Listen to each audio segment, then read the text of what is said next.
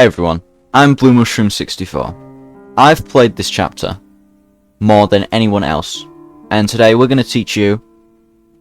This is going to be a guide for chapter 3 all bosses. Now, before we start, I'm going to say some things about the run. This run is really hard. Do not go for this. I'm making this guide mostly just for chapter 3, but we are going to be including all bosses content, and this is going to be an all bosses route. All bosses route isn't that much different from the main route, but there will be some differences, and we will get into those. Also, I'm not good at this, explaining what to do. But let's just get in to the run. Now, you will use a chapter 2 save file, and the save file will have a few things which I'll point out in a moment. So, I'm just going to hold C, skip Susie's text box, and in a normal run you just hold shift up and left and then just be spamming Z and enter just to get ready for the couch. But I'm just going to show you the inventory for a second. So, oh, Rouxls not here. So, we want to make sure we have a tension gem. That's the most important thing. You want to bring a tension gem over. Tension bit is also helpful, but most important is this tension gem. You want to have this tension gem, and you also want to have the money. The money is important. Yeah, I brought this cool tool so I can scribble over everything and explain things. But yeah, the money is important because we're going to be converting it into points, and that's going to be useful for the Tensionmax. So just make sure you have a ton of it. I don't know the exact amount, but we do get to 4,000 points, and I believe 4,000 points. And I believe the conversion is $1,000 to 250 points. So if you bring 16k dollars, dark dollars, you're basically golden. But yeah, as for items, you want to bring the weapons don't matter much, except for Rouxls.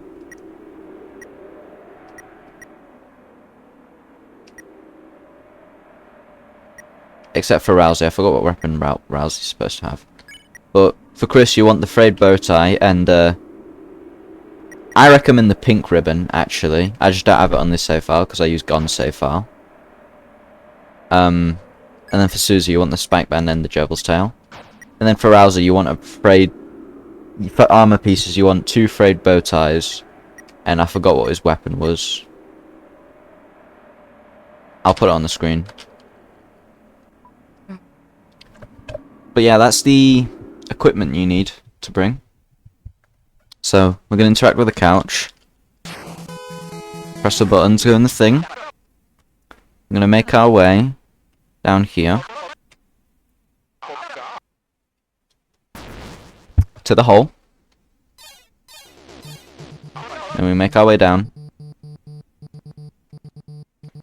and then we're going to drink the water to start the Wither boss fight. Now, most of your runs will die here, so I'm not going to go too in depth, but strat for Wither Duo is act, I love CV, defend. And for this attack, you just want to stay down the middle of it.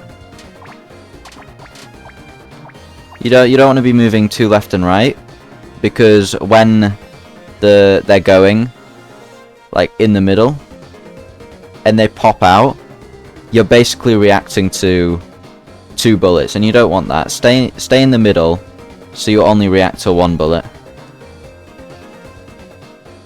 So yeah, and then you defend for the rest of the fight. So you just want to stay down the middle.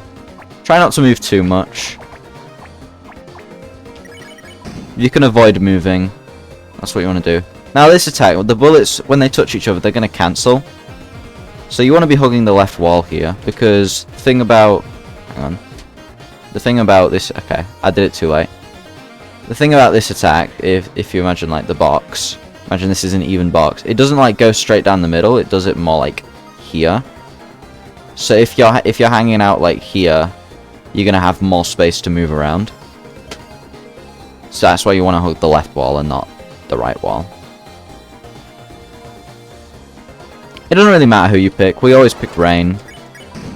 Still gonna defend. Now you want to hug the left wall here, but you want to be more mindful, because they can be a lot more sporadic. I can't really explain what I do here. Just dodge. Try find gaps in like between the bullets. I don't really have strats for most of the attacks. I just dodge. I've just thrown myself at the wall enough times, and then I just go off instinct. I can't tell you my strats for a lot of these. Now here, you want to stay around the middle-ish. Again, this is another instinct attack. You want to try avoid moving if you can. You'll get it again. You want to try avoid moving. Stay around the middle. You don't want to be moving into the bullets. Try not to worry too much about like the ice ring that's like going around in a circle. Don't worry too much about that. Now this attack, this is I think the easiest. There's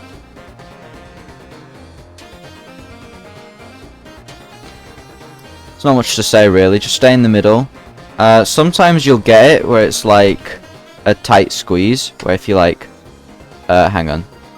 If you have like a diamond like that, and then you have another diamond like that, and you're trying to squeeze like through here. If that's happening, you wanna be moving like that. So you move into the thing and then you move away. This just allows you more time to just squeeze through the thing. You mash C here, he falls down faster.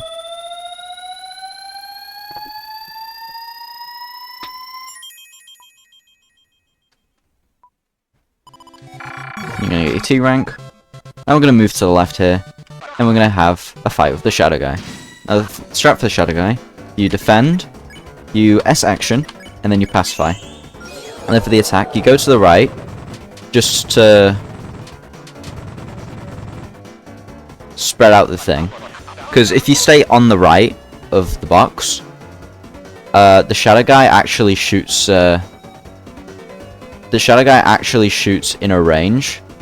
So if you're close, this range is going to be like much wider. Hang on, how can I? Let's do this better. If you're close, right? This is your soul. It's a very soul-shaped object, right? If you're close, the range is going to be like a lot more out than compared to if your soul is like, I don't know, here. This is a soul, by the way, not a triangle.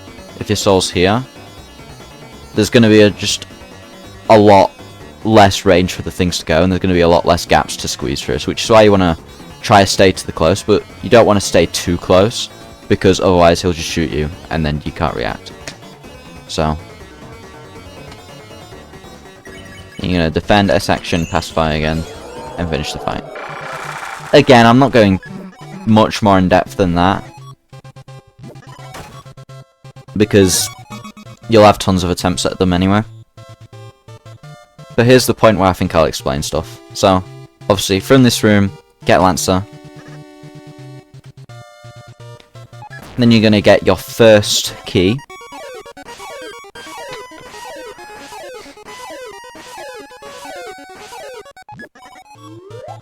From Lancer, like so.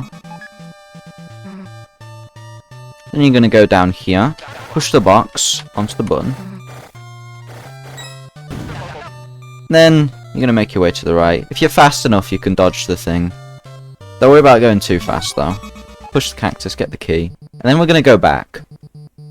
Now, the thing with like moving around these cactuses, cacti, you don't want to be like, you want to try avoid diagonal movement. I'm like, this is me overthinking on a cactus. Don't stress too much about this. I'm just explaining. You don't want to be like moving like diagonally and try to be saving time. Just like, just clean movement like that is just gonna do the job. This is a no-hit run, not a speed run. You'll be fine. Gonna make our way back to the start, and then we're gonna buy the key from the thing.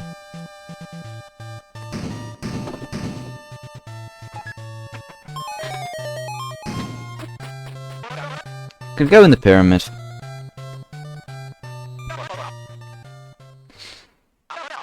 And then it's time for the cooking show. Now, I'm just going to explain the speedrun strat for the cooking show real quick. I go for the speedrun strat. I know there's other strats. I don't know the other strats. I'm not going to go too much in depth because the cooking show minigame is really a speedrunning thing, so you can ask the speedrunners for that. But we do need the S rank for the all bosses stuff. So the strat is there's going to be 3 special guests. Let's just here's our special guests, right? They're very special. Yeah. And then we're also going to serve one to a Shadowguy. So this is our Shadowguy. Yeah. So the strat for this is between these two, you want to serve them 19 pieces of food. So that might look like giving 9 to this guy, 10 to this guy, giving like 8 to this guy, 11 to this guy, or like giving 10 to this guy or giving 9 to this guy. And then after you've given 19, or if you haven't given 19, it doesn't really matter. This is an ideal. But after the 2 special guests go, you want to, this guy here, you just want to throw whatever you have at him at when the timer is 55. And then for this last one, they're going to appear at 40 seconds. And you're just going to be stacking as much food as you can. And then you're just going to give them all to the special guest. So, if I may show an example of that, and not me, like, messing it up.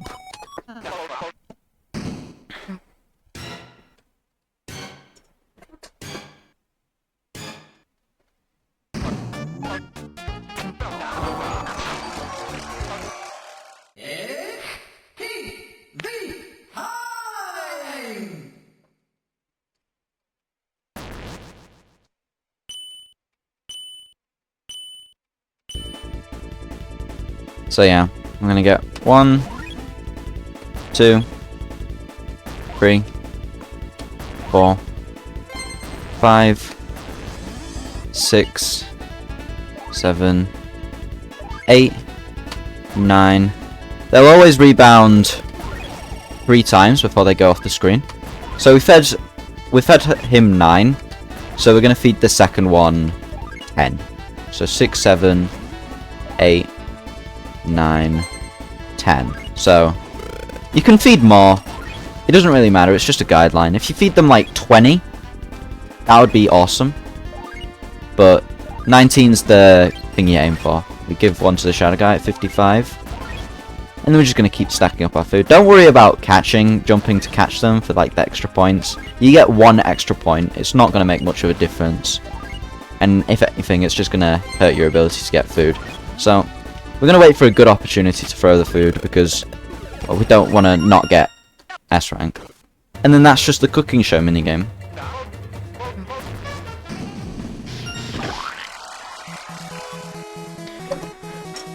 And now we have our S rank. Hooray.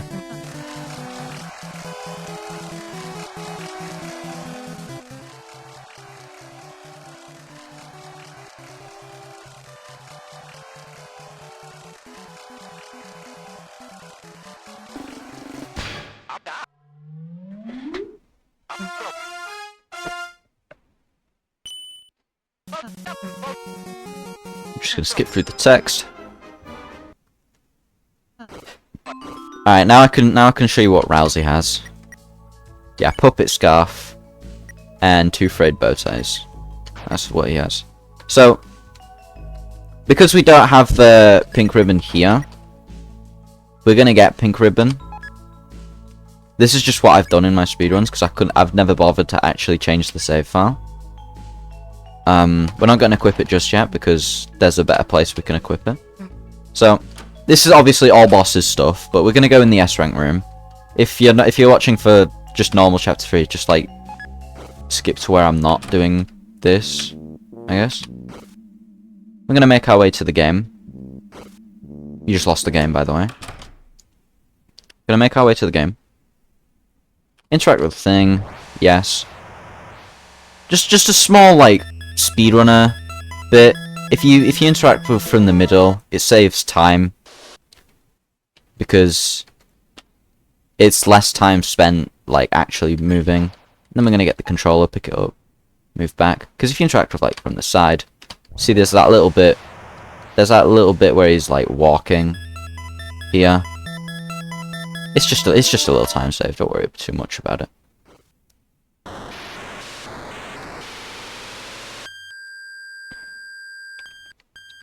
So, listen up, guys. So we're gonna go down here, and again, I'm gonna make our way all the way down here, moving our way through the cactuses. I keep saying cactuses. It doesn't really matter. Now, this is important. This is important. Do not go here and try and get the key from the cactus. I have lost 3 runs to that.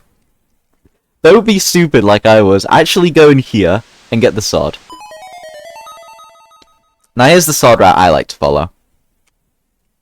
First we go up here, and then we kill that guy. Kill that guy. Now the thing with the swords, right? That I like to do.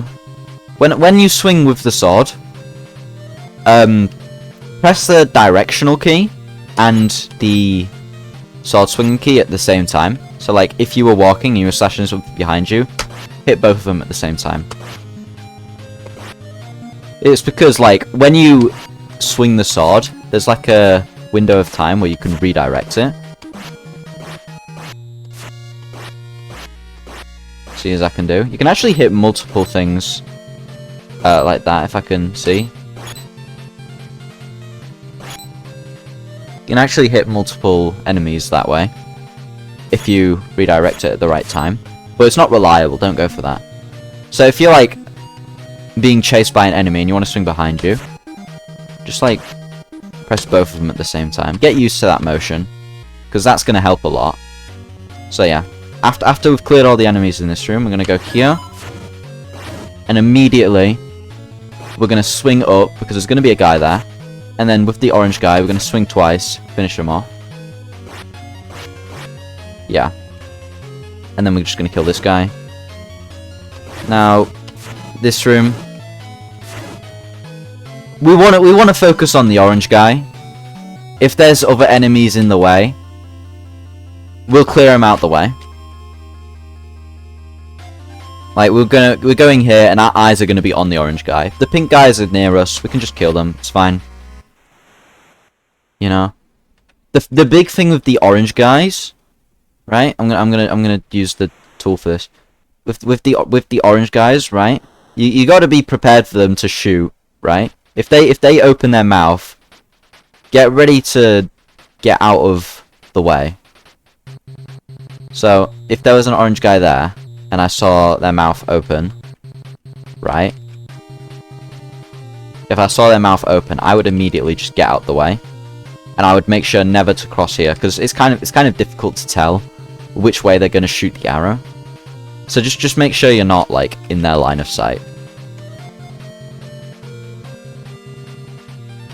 Also be sure, when you're killing those two-shot enemies, that you're not just doing it like this. Make sure to space out your second hit a little bit. Because if you do that, the iframes the enemy has is just going to be way too long, so I'm not going to be able to show it here. Yeah. The iframes the enemies have is going to be way too long, so you want to just, like, give it a little half-second pause. Yeah. Yeah, in that room, you want to kill the pink guy as quickly as possible, and you don't want to do what I just did there. You want to wait for them to shoot you, because they can't. There's going to be a cooldown until another one shoots again. So you're gonna be like, you go here, you'll like wait for the thing to shoot. Pretend there's a flower there. Hi, I'm a flower, and I'm gonna shoot you, right? They're gonna shoot you, right? They're gonna shoot you, and then after they shoot you, there's gonna be like a few seconds where they can't shoot you again. So you're gonna move out of the way and then just kill them, and then you're just gonna move on with life. Kill the two here. Now this is very important, right? Because if they go to the edge here, you've got to be aware of this. If they go to the edge here, they will just teleport back. And that's true for all edges, not like if they went all the way to that one somehow, or that one.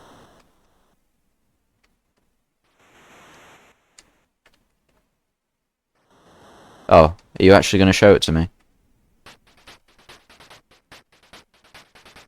Oh, this is also important, by the way. Oh, nice to know. They're always going to move like one tile at a time, so if you just stay like diagonally off of them, they're never going to be able to touch you. So this is useful in like the ice temple in the one room. But yeah. Something else about these guys, just for like little time save thing, but if pretend these were still here, right? And then the pink guy was here, right? You could just hit them through the thing, and that would kill them. So that's good to know. Now this room's a bit of a run killer, but don't get too worried about it. You're gonna go into the room, and you're gonna hope that the guy is in a spot where you can hit him, and then you're gonna try just take out the guy as quickly as possible. That's the main priority, the guy. Don't worry about like the things shooting you, because it's gonna take a certain amount of time for them to shoot you. You just want to focus on the orange guy, and once you got the orange guy out of the way, you can just clear out the flowers. This room, you're just gonna take them out.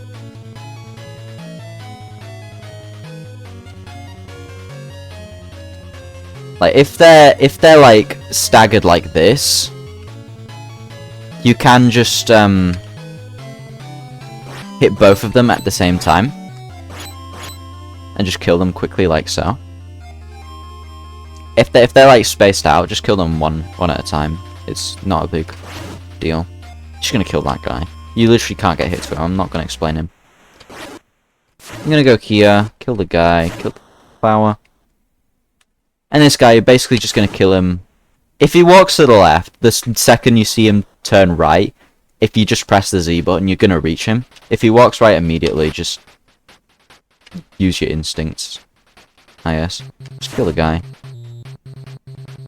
Kill this guy. Kill that guy. I'm not gonna explain. I'm gonna go in here, get the cactus done, kill the flower. Important killing these flowers, you always want to walk away, because that's a perfect example. Because if, hang on. Because if the flowers, like, shoot you, and you are, like, right here, if you don't react in time, it's gonna hit you. So you wanna be walking away. Yeah. Yeah, and then you just kill this guy. Now this one, I'm pretty sure these are one shot. They are one shot. Yep. And then you're gonna wait for that guy to shoot. You don't want to rush this one, right? If the guy is like here, and then you decide to go, and he decides to shoot you, it's game over, right? So you always want to wait just a second, like right here. That way, if they do shoot you, then you can just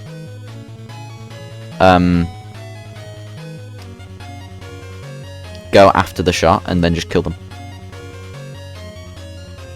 Or if they decide to hang out like here, then you are going to go like here. You don't want to be on the same. You don't want to ever be looking in the eyes of these guys, right? So if they're here, you're going to be there. If they're there, you're going to be here, right? And then you just kill them. Now here, wait for the thing to spawn, shoot the guy, kill this guy. Here, wait for the thing to spawn, kill the flower. Right? This room, the cacti. You want to clear out the cacti. You want to clear out all the cacti, right?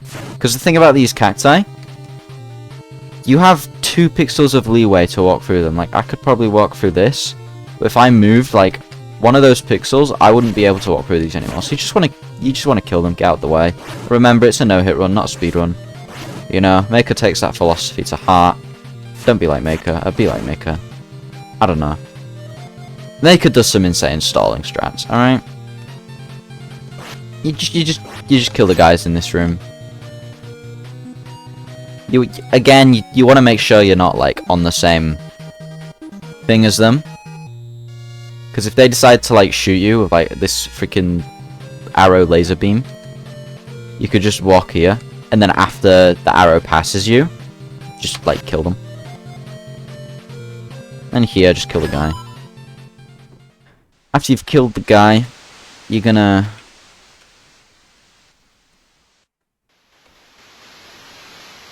just make your way over here. You don't need to worry about this room. Don't go in this room. I've actually forgotten what's in that room because I've not gone into it. You're just gonna do the thing like this, and then you're gonna get the shelter key. There might be a faster way to get that. I don't know. I'm not a speedrunner of this chapter, so I couldn't tell you. Go ask the speedrunners for that. Speaking of speedrunning, though, there's gonna be a few wrong warps we're gonna do. We can get this wrong warp. I want to get the wrong warps. What the frick?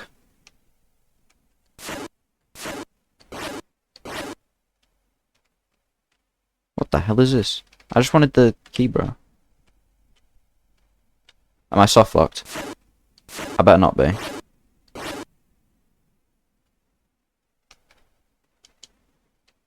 Okay, tell you what, I'm just gonna...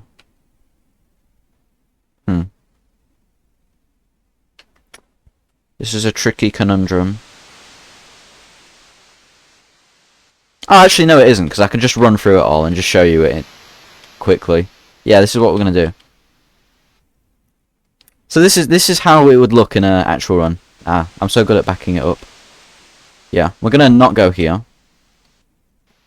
This is how it's gonna actually go.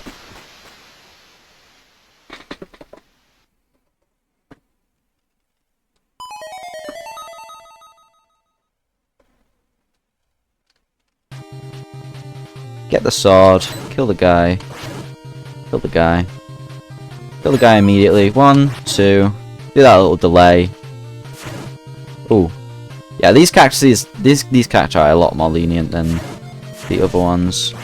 Just want to make sure you're not facing to face with the guy.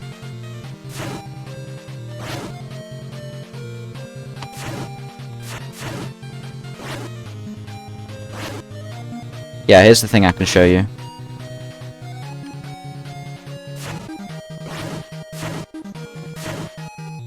That's why you always want to be pressing the direction like that, because if you don't do that, you don't get touches like that. If you just see that, if you ever see them open their mouth, just don't look at them in the eyes. You just want to move out of the way. Even if they're one shot, just move out of the way. Better safe than sorry.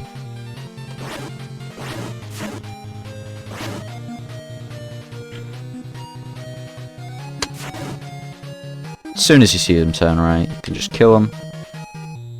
Kill them.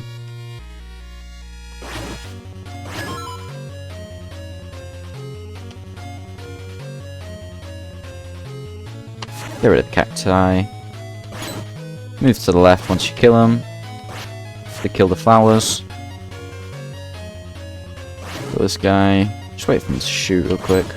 And just kill him. He's gonna shoot, kill him. Kill the other one. Wait for them to shoot. Kill him.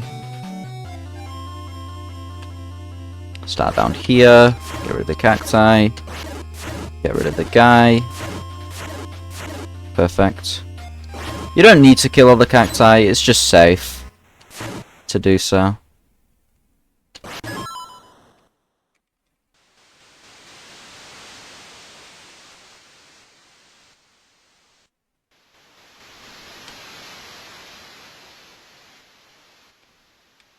But yeah, that's sword 1.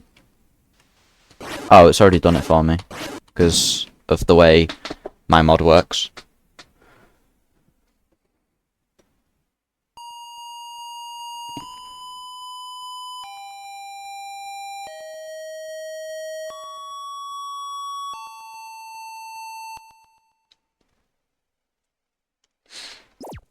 Yeah. So yeah, you can get the wrong up here. You can get the wrong up here. What? What? What? Hang on. Am I cursed? Hello?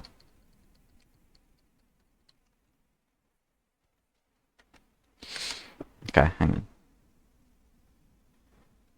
Where's my saves?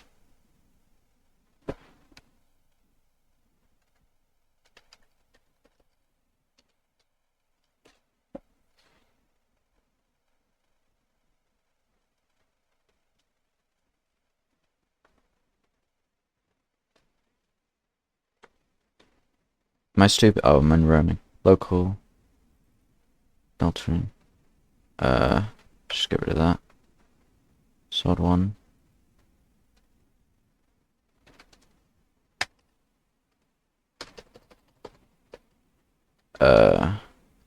File chapter 3.0.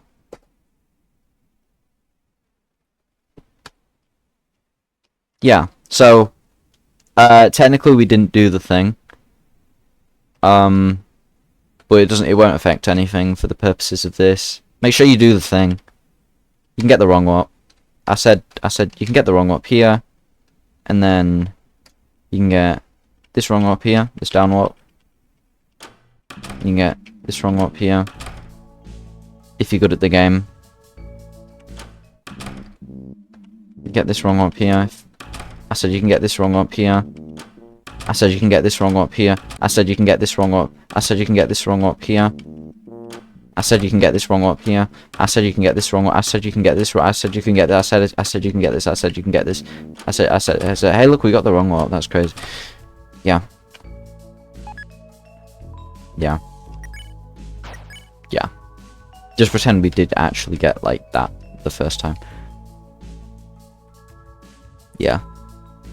You can go over here by the things, but we don't need to just yet. We're just gonna talk to Lancer. And how do I merge everything? So if you're back from the chapter 3 stuff, welcome. We've just finished sword 1. Yeah. So after you finish sword 1, you're gonna go here. You're gonna talk to Lancer, which we already did. There's gonna be a Lancer here, and there's a speedrun trick here, where you can save time, called DBIS. Hang on, see if I can get this. I'm obviously not gonna go into depth here because I'm not. This isn't a speedrun guide, but This trick does exist. So I feel I'd mention it. I'm not going to explain it. You can look up a speedrun for that. Ask the speedrunners.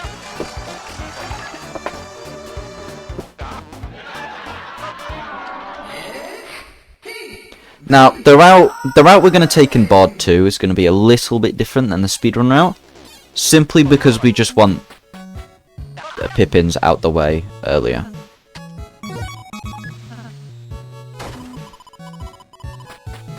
So, a normal speedrun would go left here, but we're going to go right. Just straight away. I'm going to go here. Do that. Wait for Susie to do the thing.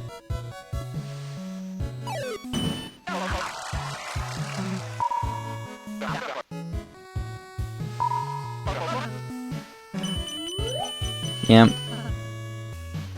It doesn't matter what you do, you have to wait for this cutscene. Now this is the optimal solution to the puzzle.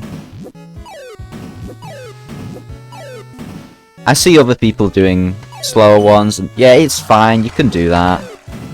But like, it's not a speedrun, but you know. Now in a speedrun, you go get the pizza deodorant because it's faster, but there is like this cool trick you can do where, see if I can get it. You get the pink ribbon, and then if you get it correctly, you can actually get both. I picked up Rouxls like a dunce there, so I didn't get it. But then you have Pippins. Now, for Pippins, the strategy is bet, S action. You want to bet on the first Pippins, and then you want to S action and R action on the second Pippins. Right? And then with the attacks, you're just gonna run into the fours and try to get as many as you can. Now, if you get 3 out of 4 fours, like I just did, you're gonna axe on the bottom Pippins and do bet, while you're gonna spare the first 2, and then you're gonna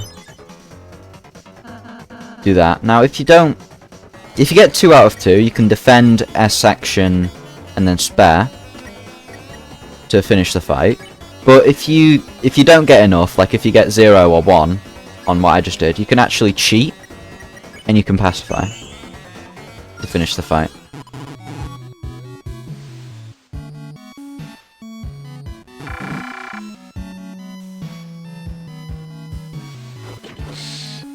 Now I'll show you more cases of Pippins. But my mod doesn't let you do that in the board because otherwise everything explodes. So I'll show you like afterwards. But yeah, we're gonna go back to normal. We're gonna go here, get the flower. Very beautiful picture of the flower. And now, very important bit coming up, Susie Bomb. And very important to explain. You can't avoid Susie Bomb. You can avoid 1 hit of the Susie Bomb, which I'm actually going to show here. Don't do this in an actual attempt. But even with that, you're still going to get hit here. Susie's still going to get hit. You can never avoid that hit, so you can only avoid 1 hit, but it isn't actually required for no hits. So, in an actual thing, don't do what I just did. Go into the room, go down here, stay on the button, and then just wait for the cutscene to happen, wait for all the explosions, and then once it's clear, just go. Susie will get hit twice, it's fine. Your no hit is valid. I'm gonna get the picture here. And then, important for this, we're going to get the moss. Well, not exactly important, but it does help with getting S rank, which is already easy. So yeah, we're going to go down here. Just gotta hold down and left. You'll always dodge this. Same thing here, you'll always dodge the attack. Get the thing. if you did the speedrunner route and then just went straight into the thing, that's fine. It doesn't matter. You know? We're just gonna go here.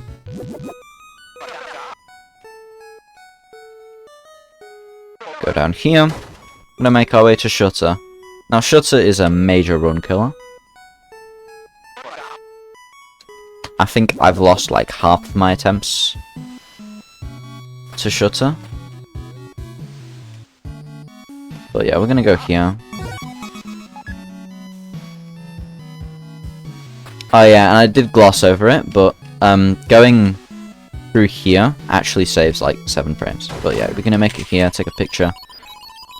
You can take a picture as early as when the thing closes. And the window for pictures are actually really lenient. So, Shuttah. Here's the strats for Shuttah, at least what I use. So, attack 1. So, the general strat for Shuttah, the menuing, is you just spare. But attack 1, you're going to go in the bottom left corner, and then you're just going to half speed, hold X, and you're just going to go over the thing. Now, I'm going to visualize this.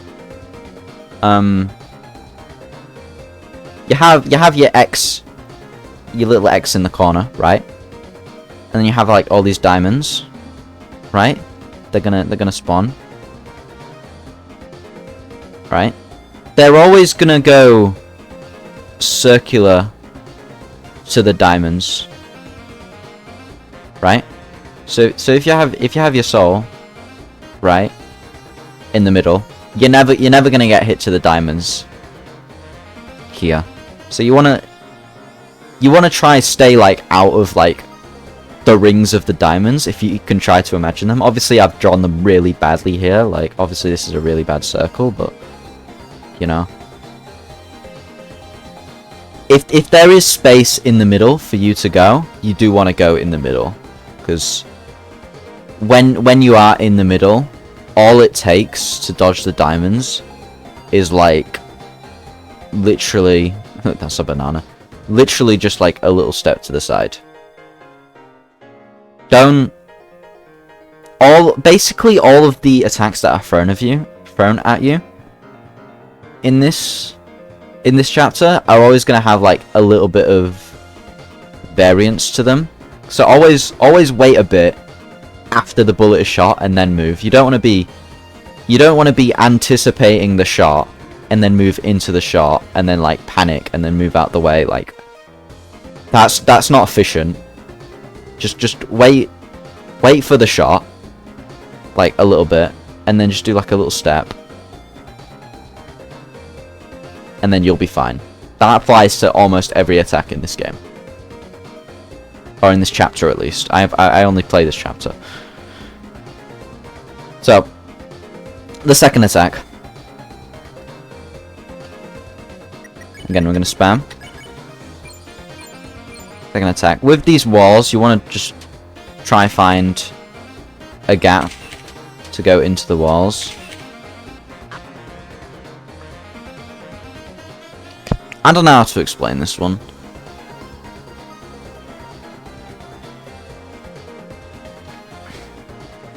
You want to find gaps in the walls, right? You have like your walls, but pretend these are like drops. You want to find a moment to like align yourself and then go through. Make sure you're aligning yourself while holding X. But if it does like freeze, it's gonna turn it, and the direction which it turns is always gonna be random.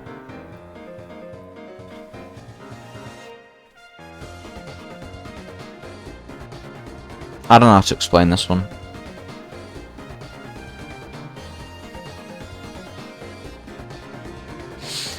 But the basic idea of it is you've got like these walls of things and you're trying to find a gap where you can squeeze through the walls, essentially.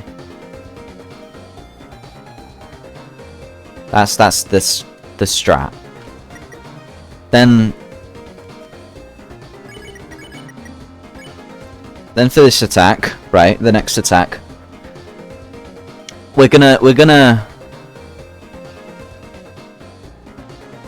because this is another attack where the bullets have a tendency to shoot towards your soul, right? So we're gonna manipulate that a little bit in this attack. So I'm just gonna visualize this real quick. This is our battle box, right? This is a battle box, right? And at the start of the attack, we're gonna take our soul. Oh, what we're gonna try to do, this is ideal. Just improvise. Don't be afraid to improvise. We're gonna dodge here. That's gonna get our bullets to try shower along this side. Hang on, let's do it more realistically. Do it along this side, right?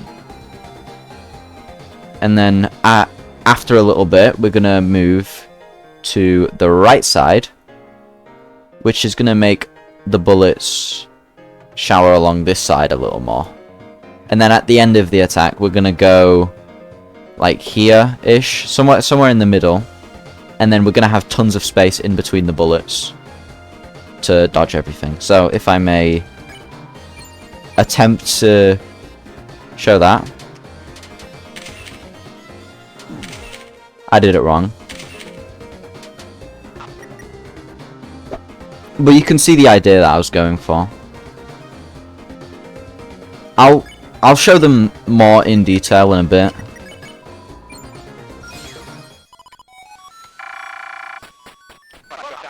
But after Shuttah, we're just gonna go straight up here.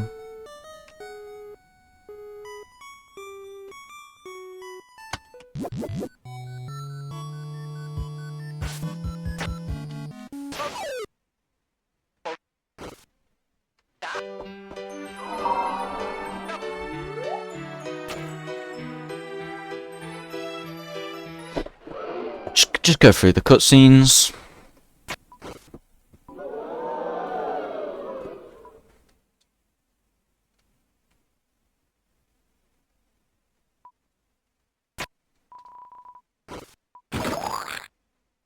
This is such a horrible guide, man. I hope people like. I hope you guys actually get some use out of this. You find something out of it useful. It's a hard chapter. I'm just gonna reiterate this. It's a hard chapter. This is just.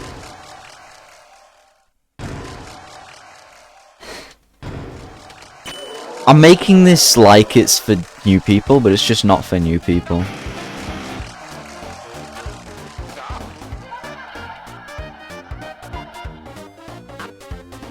Now, okay. So this guitar section, this guitar game, right? This guitar mini game. So it's different. There's actually two strats. In all bosses, we do need to actually try in this minigame to hit S rank. But for like a speedrun,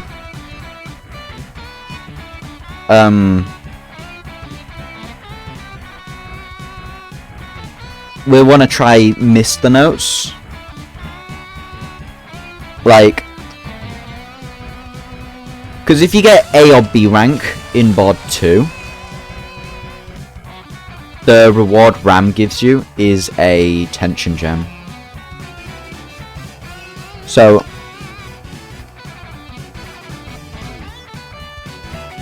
sometimes you want to throw this guitar minigame, and when you are throwing the guitar minigame, the strat I like to go for is just miss every 4th note.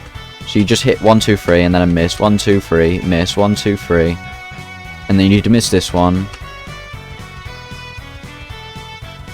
That's how I like to throw it, and that guarantees A rank or B rank.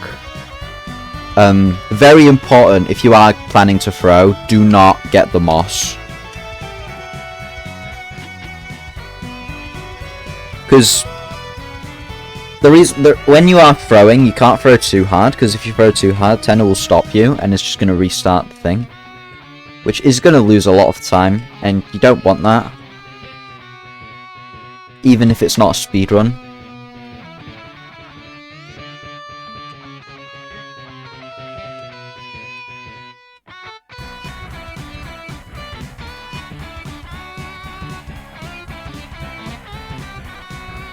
Yeah, don't worry about doing too well in this if you are going for S rank. Moss basically guarantees S rank anyway. I didn't get the full combo there, it's fine.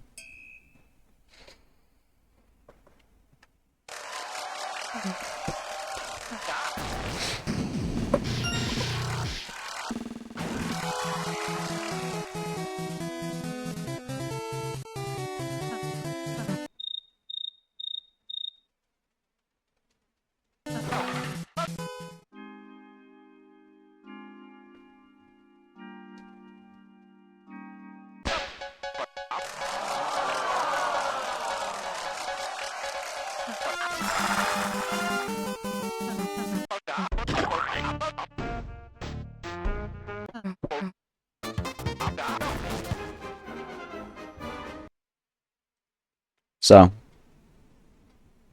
yeah, that's the guitar section. If you did get the tension gem, if you did get A rank or B rank, go get the tension gem because it's a tension gem. Like, why would you not get that? And then here is the moment where chapter 3 AB is different. So, if you're doing normal chapter 3, look away, skip the video. But we're gonna go in here again. I'm gonna go to talk to Ram again. We're gonna go in here, and I'm gonna replace the save file because I didn't complete sword 1 on this save file.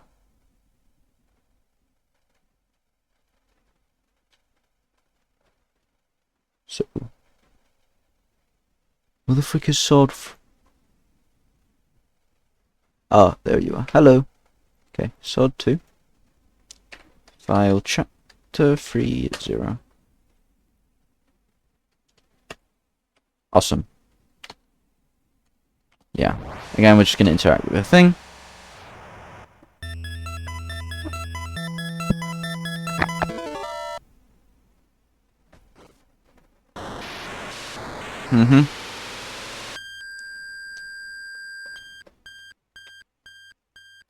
Now we're in the sword minigame. So we're going to make our way to the left. And then we're going to go up.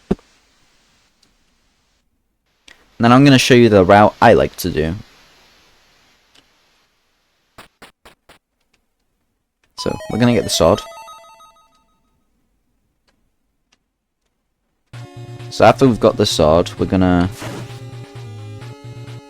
go down here, kill them. If you hold down and right here, it's going to prioritize the horizontal slash. So that's true for all of them. So after we go here, we're going to go in here, and we're going to go back out. That's going to put us back here, because this game is weird.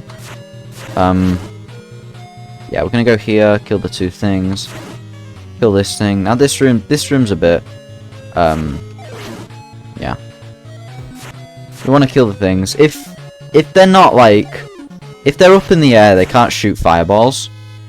So ideally you want to wait for them to be up in the air, and then you want to hit them for a few slashes. But if you are going to hit them while they're just standing, you want to like hit them right on the tip of your sword.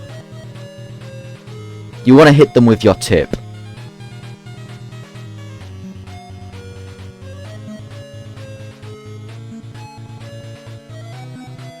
Now the reason why you want to do that is because if they shoot you, and you're like here, hang on, where's the guy?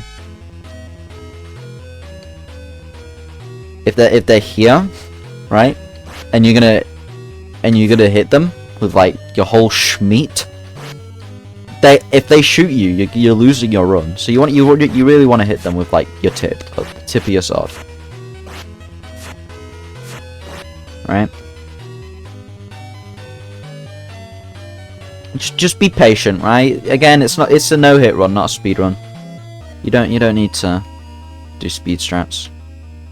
Now this room, you're gonna kill this guy. And then you're gonna go to the flower.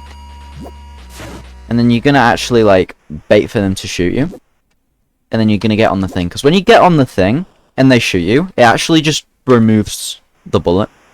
And then you just have plenty of time to just kill the thing. And they don't have time to shoot another. They shot another at me because I took a little bit. You're gonna go down here, you're gonna just kill the guy. Then you're gonna go up here. You're gonna go here. Hit the weed. And we're gonna make our way to the ice temple.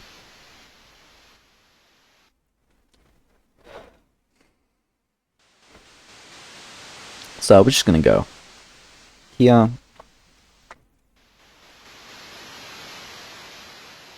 Just hold up and left. I'm gonna go 1 screen into the sea. And 2 screens into the sea. And then from here, you should see these white things. And then just align yourself on the right side of that white thing. And then just go on the thing.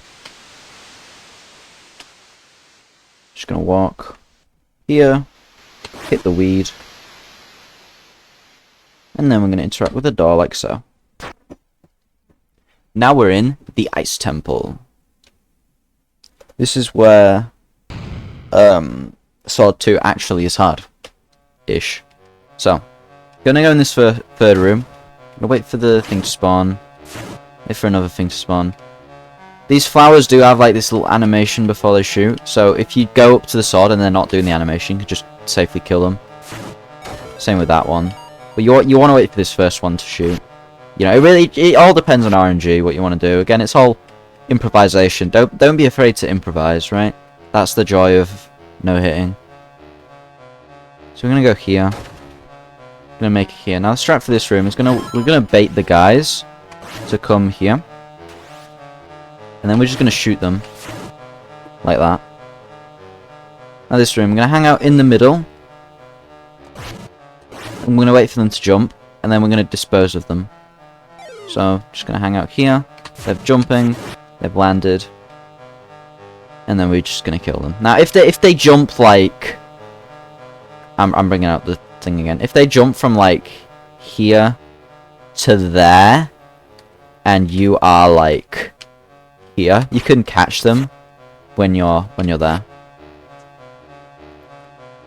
It's also I'm also gonna note that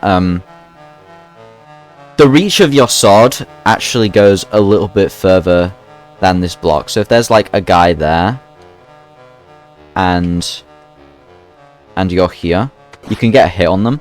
It's gonna knock them back though. But if they were like here and you hit them, it would knock them nowhere. Because they'd get knocked into the thing, but like they can't move, so you could just kill them. So that's important to know, and it actually applies to like a lot of rooms as well. The only direction you can't do that is like downwards, I think. I don't know, because I only notice it left and right and up. I've never had a reason to even go for it down. I think it does look a bit smaller though. Look at it. Why is he small? Like, yeah, you can just do that. Anyway, oh yeah, you could definitely do it upwards. Look at that. But yeah, your hitbox does reach that.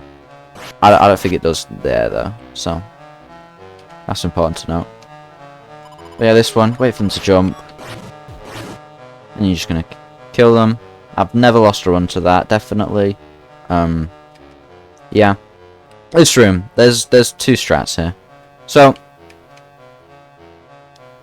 this one I'm gonna dub the make a 19 strat. Is you just sit here, and then you literally just spam Z and enter, and you wait for all of the things to just happen to walk in front of you. That's lame and boring. We're not gonna do that. We're gonna walk into the room, and we're gonna just kill the guy on the top. And there's no guy on the top because we already killed him. You're just gonna walk into the room, just like notice where the guy's going. I don't know. Maybe he's here. You know. Maybe he's like here.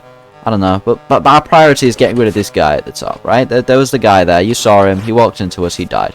And then after we've like killed the guy on the top, we're just gonna see what happens. You know, it's not really a strat.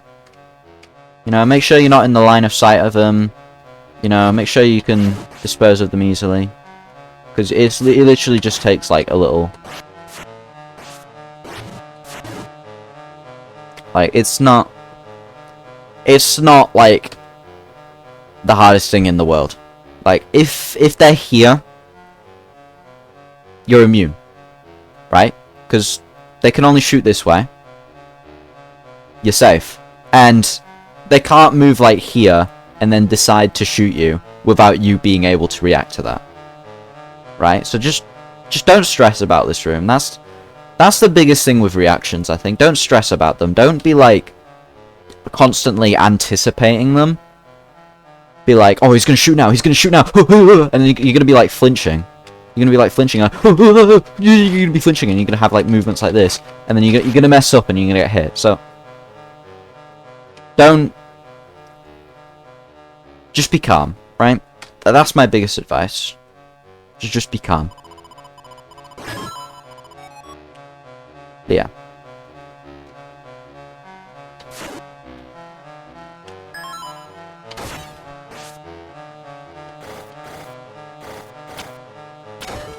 Right. So, I'm just gonna freeze the guys and put them on the button. If the guys walk onto the button just by themselves, you can just freeze them, and you don't even need to push them. So that's fun, but you have to get pretty lucky for that. I've gotten it a few times. But okay, this room, I like this room. Because this room, it looks horrible. Like, all these flowers are they're gonna kill me. So what you do is you go here, and you're gonna have, like, the guy there. You're gonna go here, just in this corner, and then you're gonna go in this tile right below it. And so the guy is there. And then you just shoot. And that gets rid of this entire row of flowers. Right?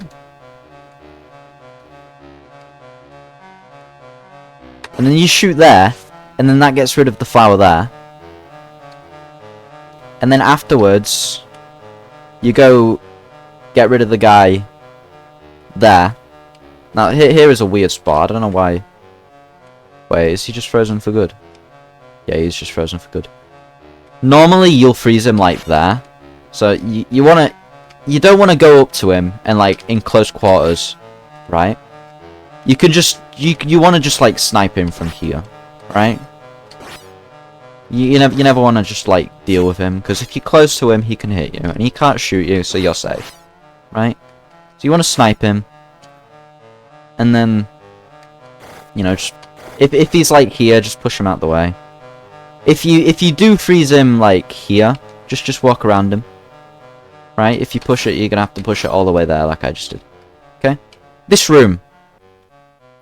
I don't have a strat for this room, but what I do know is you can take care of that guy, right?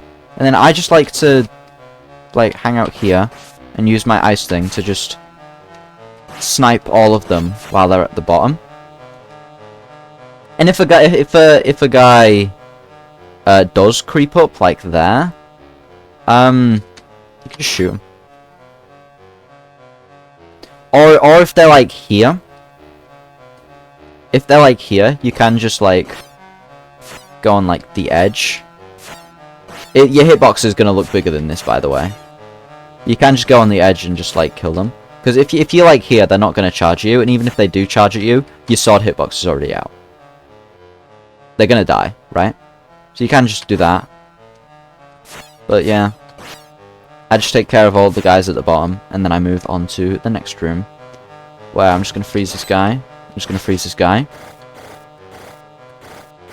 And then I'd like you to move on to the button. No, that's fine. You're just going to stand on the button if he doesn't want to cooperate. You don't need to push both of them on the button.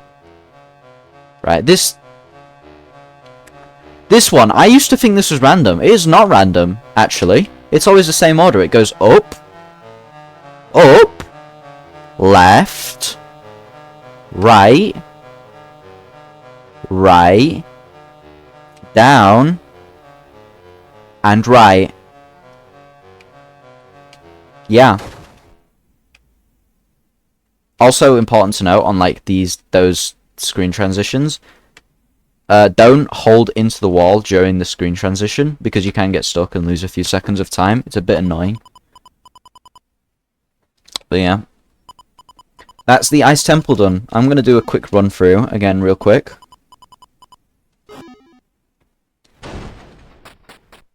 But yeah, in this room, go here, here, text box, you're going to go down here, and then back up, and then, yeah. And you get the shelter key. Don't worry about optimizing that. It's not a speedrun, you'll figure it out, you know, just like I figured it out. You know. Then you're going to get your wrong warps.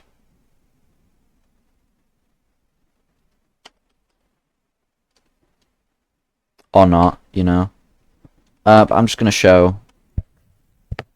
Just show it all again real quick, just how it would look in a run. You know.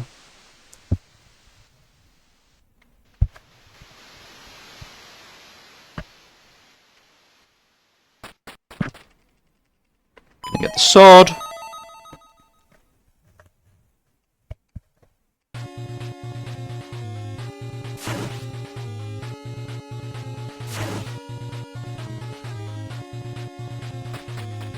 Go in here, go back out.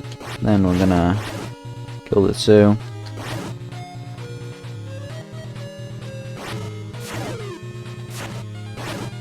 I do like to use knockback to try to distance myself a bit.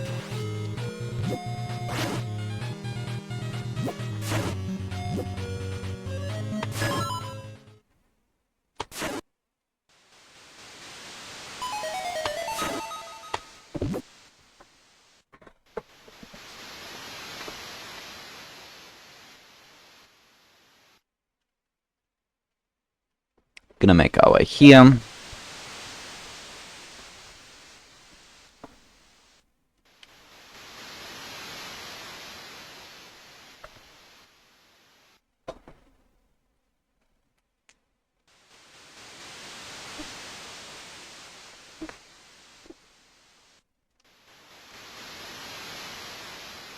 Align ourselves on this wall.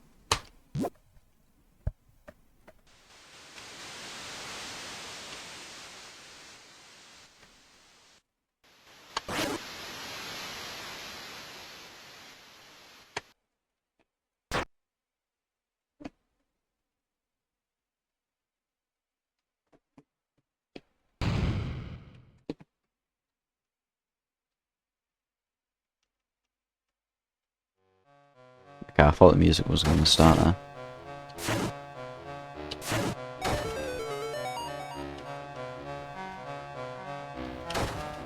But this is how I would do it in an actual run.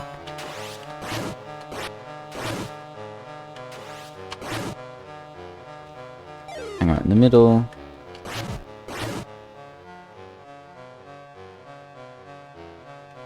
Just wait for them.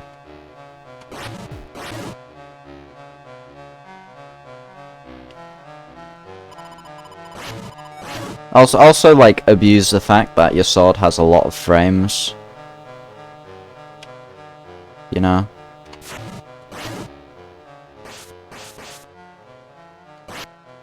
Also, their bullets literally take like 5 billion years to actually hit you. You know, their walking is more of a threat than their bullets. Because they can walk quite unpredictably. It just takes a little bit of, I don't know, experience and getting used to what they can actually do. Do practice this pretty please. You don't want to lose runs to this. It will suck big time.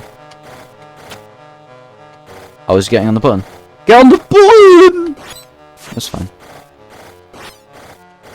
It's not a speedrun at the end of the day.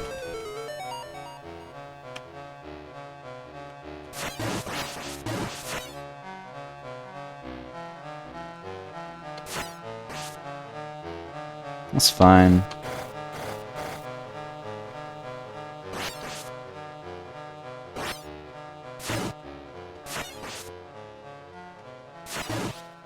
There we go.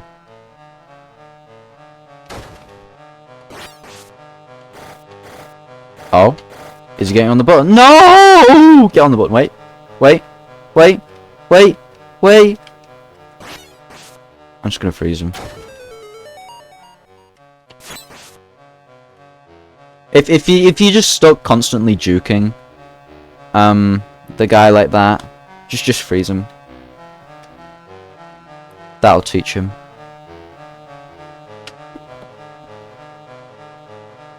Yeah, you don't want to hold them directionals. Just like that, right? If you're holding diagonals on them transitions, you're gonna get stuck a bit.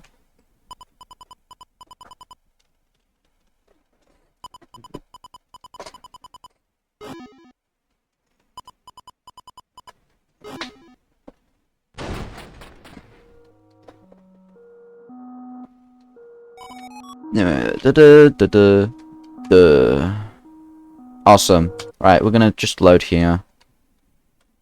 Do some more wrong warps. Do some more wrong warps. Okay, you know what? I can't be arsed. Okay. Okay. Whoa, hey guys. Hey, so we've just finished board 2. We're definitely not sword 2. Welcome back, chapter 3, guys. So we're gonna push the guy's buttons here. And then after we push the guy's button, this is the moment where I recommend to equip the items. This save file already has the items equipped, but we're just going to equip our Saber 10 and our Toxic Axe. And then on top of that, we're going to change this to the pink ribbon. For Zapper, you can have both twin ribbon and pink ribbon. Or you can have double pink ribbon as well. But I don't recommend that because when I tried to do that, I forgot to take it off and I fought the knight with twin ribbon and pink ribbon, which is not what you want to do. And you push those buttons again. I still 7-turned it and no-hit it and got the run, but you know.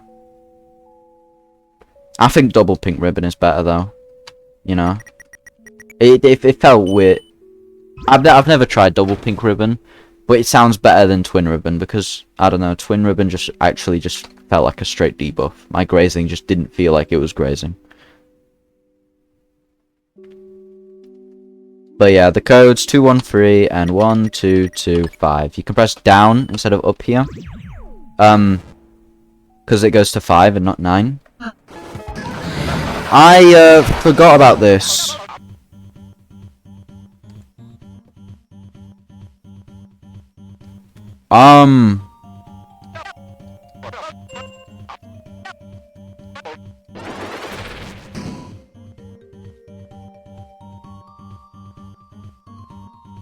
Right, yeah, my practice mod speeds that room up. I don't know how I got hit. I shouldn't have got hit.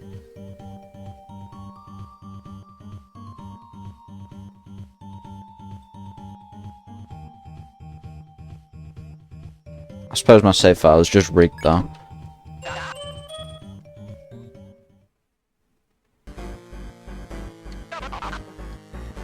But yeah. So all you missed was a quiz, and all you have to do is just answer it. Just mash Z and enter, just do the quiz. All the answers are correct in the quiz. Luckily we didn't skip this room. Not that this room is particularly hard. Just you want to stay in the middle ish. You don't want to let the flames shove you in the corner. You can also walk over the flames as they're disappearing, so I'll show it here. So that's useful if you're in like a tight spot in the corner. You just don't. You avoid the corners. The corners are evil. The corners are gonna tear down your house and your kids, right? You don't want that. But yeah, with all the quizzes are the same. Just mash Z and enter, or mash Z. You know, if you have one hand.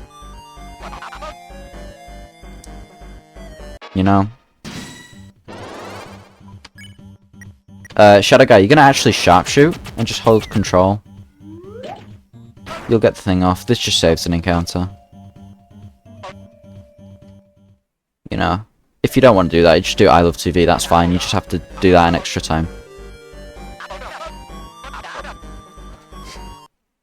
Oh, I know why we didn't get hit, because we didn't answer the quiz, right. Yeah, if you don't answer the quiz, you get hit. Yeah. Yeah, this doesn't matter. You could probably just miss the note and not take damage, but, you know, just hit the note anyway, it doesn't matter. You can just do what I did and just, like, hit it like that. You know? Things really took a weird route.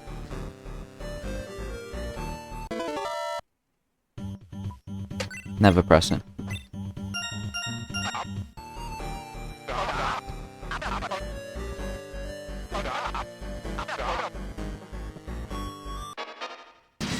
Right, so now we have Zapper. So the strat for Zapper is we want to volume up. And we're going to stick on the left wall, and then we're going to graze the bullets. That was bad. Don't do that. Zapper is a really easy enemy, and I've only ever lost one run to them. But yeah. Don't go in the corners. Don't do what I just did. Don't be a silly wally. Don't get too greedy. Don't get too greedy with the grazes, you know, like I just did. I'm doing it extra times just to show you. But you need all your TP to use the off button. Once you have all your TP, just off. You know, right ZZ, down right Z. You know, that's the strat.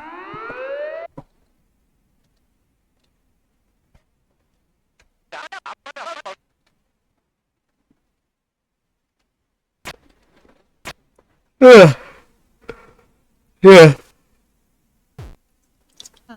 You definitely want to use pink ribbon there. It makes it much easier. Just use any ribbon at all. Just makes that easier. You can get a wrong warp there, but I messed it up. If you miss the wrong warp, you just have to walk through here. It spawns you like here, because obviously there's a save point. Now here with this, it's the same idea as if when you're swinging with the swords. You want to press Z and the directional at the same time. So watch how I do it.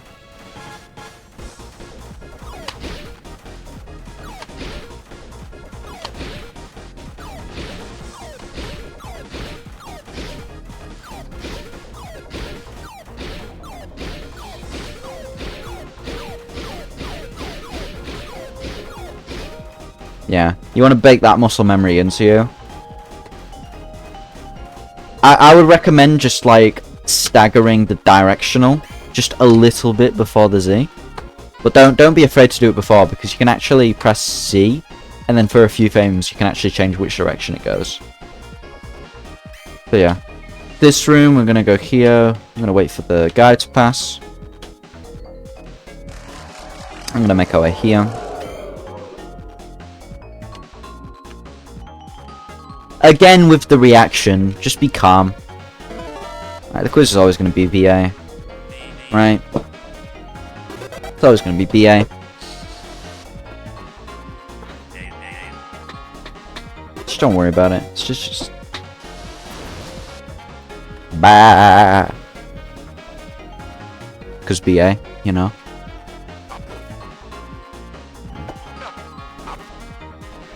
If you don't remember the answers, just read the question. It's not hard. They're not hard questions. Right, this room. Right. You want to look at the floor where the shadows are, and you want to move out of the way of them. I recommend practicing this, just going over this a few times. You know. You don't want this, because... this is a Shadowguy and double Pippins, right? You don't want to fight them. You will lose runs if you fight them. So you want to avoid them. Just look in the ground for the shadows and just don't go in the shadows. If you think you're gonna run into them, just like don't. Just stop running. This is a no-hit run, not a speed run. If you do hit them, here's the strat that I do. I defend You just spare the passer guy, the shadow guy, like you do at the start, and then you just try dodge him normally. And if you dodge him normally, then it's fair game because now you have bet strats, and bet strats are free.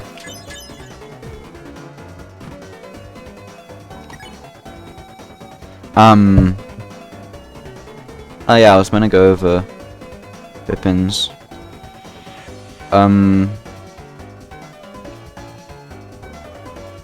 Okay, hang on. Spare. S action. Spare. That's what we're gonna do. I don't feel like I really need to give a full guide for like Pippins. You actually can't get a wrong up here. That's just because I loaded the save. Just don't go for that wrong warp. All right. Okay, so here, stuff zone. You're gonna go and look in the garbage. Here, there is an encounter skip here. You're gonna go down here, like that. You're gonna get the rabbit stuck on to the trash can, like so. Let me just show it again. And where's the... Okay, that's actually great. Yeah. Go down here, get the rabbit stuck on the trash can, finish the room. And if you do, like, accidentally run into the rabbit, you just want to croak on, S action, and then spare. And then you just mash C. And then it's going to do the job. You'll be fine. You can't wrong up there, I just loaded a save. Yeah, you're just going to make it through here. Do not go in this room! The watercolor's in this room. Unless you're doing all recruits, then you kind of have to go in the room. Oh, just don't go in that room, ever. Yeah, here you go down, right. You should know this. Well, unless you don't know this, but... No. Yeah, again here, but you have to lock in here, right? If you don't lock in here, you're losing your run. Or there's a chance you'll lose your run, so... If you lock in, it's guaranteed. Again, don't be like flinchy with your reactions, you know? What happens, happens. Don't try to predict everything, just react to how it is.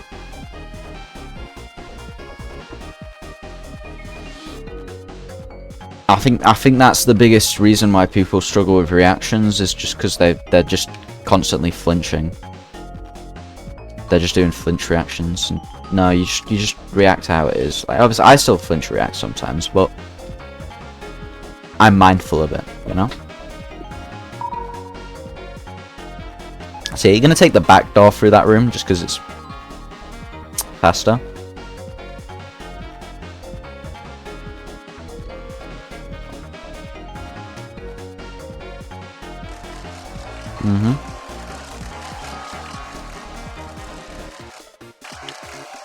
Now here, you want to try avoid bumping because you don't want to face the zappers.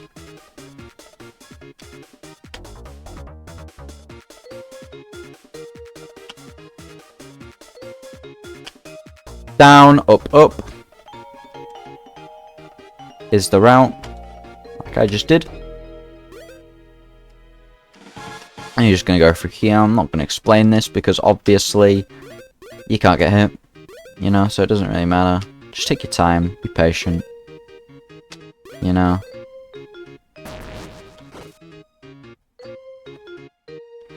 And now we are in Rouxls. Welcome to Rouxls, everyone.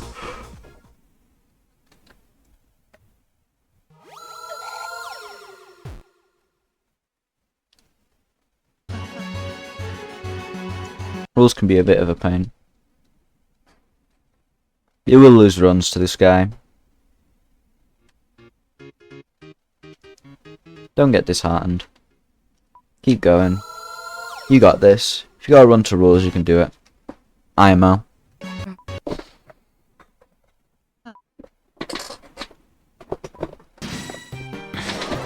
Now, you're just gonna act.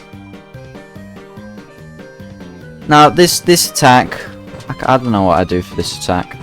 Just move out the way of the planes. I like to try keep to the middle because it gives me a lot of options for dodging. Now this attack, I'm gonna visualize this real quick. The parachutes will always fall in. Hang on, let me just move out the way of this. They're always gonna move in a straight line.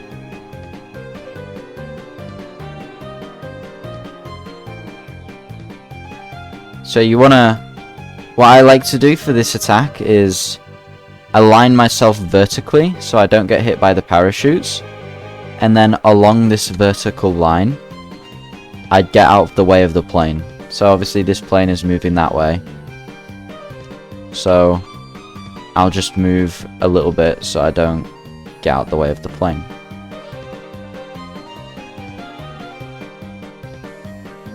And then obviously when this plane comes, you want to be mindful of the space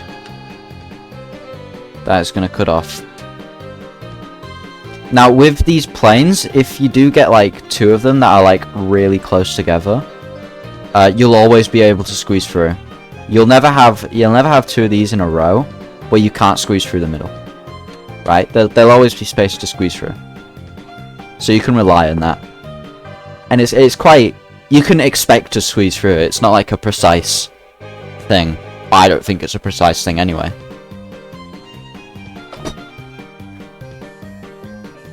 And you have lots of time to align yourself anyway.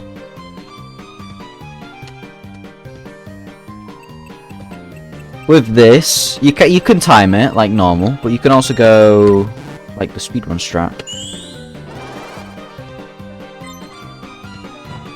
But I don't want you there. So like here, you can align yourself.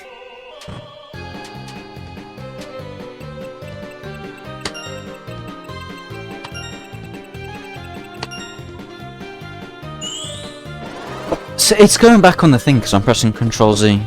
PMO. Right. So I need to press Control S to clear it. Now the yarn balls, you want to stay in the middle. Stay in the middle horizontal line. Right? If you gotta dodge down, make sure you get back to the middle. Always hang around the middle.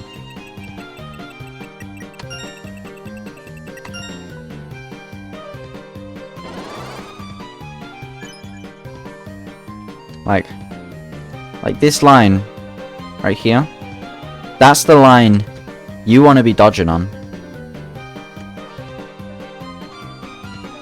right? And you want to try stay in the middle of the line.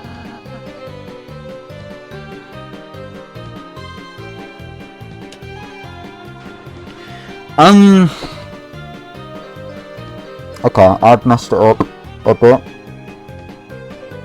Yeah, if you get hit by Rouxls with the yarn balls, you skip some attacks. That means I'm gonna have to throw one of the attacks just to show you. Oh yeah, I forgot to mention with the spades. With the spades, out of 2 attacks, each party member, 1, 2, 3, will have a chance to get a spade. So you can get 6 spades in total in 2 turns, right? And for you to pass a phase in 2 turns, you need 5 out of 6 spades, right? So, because if you get 3 spades, I believe it's what, 60%. And if you get 2 spades, and if you get 3, it's 60. And if you get 2, I believe it's 45.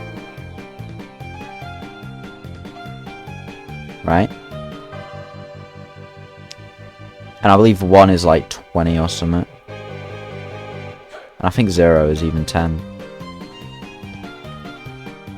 So if you get like 3 spades and then 2 spades, that will equal 105%, which is enough mercy for Rouxls to progress the fight. But if you get like 2 and then 2, that will be like 90%. So if that ever happens, you can literally just spam Z. So if you get like a +0 on that, you'll have 100%, and that'll be enough for him to progress the fight. TLDR, just get 5 out of 6. If you get 2-2, just spam Z.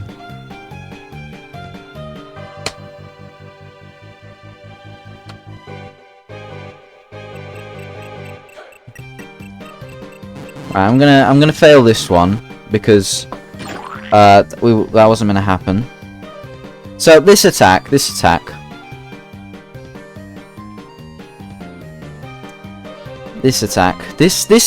sucks. Laser 1, right? You're gonna have like a sea of bullets coming towards you, all down. They always move straight down. They'll never move with any variation. But you'll also have the moons. But the moons are actually special because they'll always target your soul directly. No variants like all the other attacks in the game. Directly. So once you're aware of that, and you know that, we can use this to manipulate these moons to go into the middle, because when they go in the middle and your soul is here, right, you have all sorts of options to just, you know, dodge it and weave it and like go anywhere you want with it. You can dodge everywhere with it. I don't know. I've just found success in just trying to keep to the middle. Because obviously when you're in the middle, right? When you're in the middle of the battle box, you have more range of movement. Right? You can go here, you can go here, you can go here, you can go here, you can go here, you can go here, you can go here. You can't go there. But if you're like here, what are your options? Well, you can go there. You can go here. You can go here. You can here, sure. But like, you can't dodge there. And if there's like, let's say, I don't know, a moon coming towards you, you're kind of screwed. Now, if this moon was like here, well, you can just move it out. That's black. You could just move out the way. But basically, we just want to keep to the middle. Essentially. Without overthinking. So look, when I keep to the middle, and I try my best to just stay in the middle, it just works. Okay, this bit. Once you're in this bit, it'll be locked. Right? So, you want to just hang out in this corner. Right? You're going to have this sea of bullets. Right? And then you want to hang out here, because you're going to bait the moon to go here, right? And once you've baited the moon, you're going to go down here and then dodge. Now, the thing about that, right, is because the thing you go there and not like say here is because if it spawns like I don't know, if the moon spawned here and you were there, it would go there and it would target like that. But if it went there, it would be blocking like this area and it would be harder to dodge. So this just opens up like less. This just makes it less of a chance where you get hit. But if you, hang on, let me just draw this sea of bullets again. If you're here, right, and it decides to spawn like here, obviously you're going to get screwed if it was here anyway. It can go down here, and it can end up blocking this entire path. So if that happens, don't be afraid to like go into the sea of bullets here, because there will be like openings we can go for it, and sometimes there will be like, I don't know, like there, where you can just like move here, you know. Hopefully I visualized it good. Yeah. But anyway, from here, you're just gonna chill out in the bottom left corner. From here, the fight is easy. You know? The fight is easy. You just hang out here. And then after they go away from the top left, you just hang out here. And you can take your hand off the controller. Because it's easy.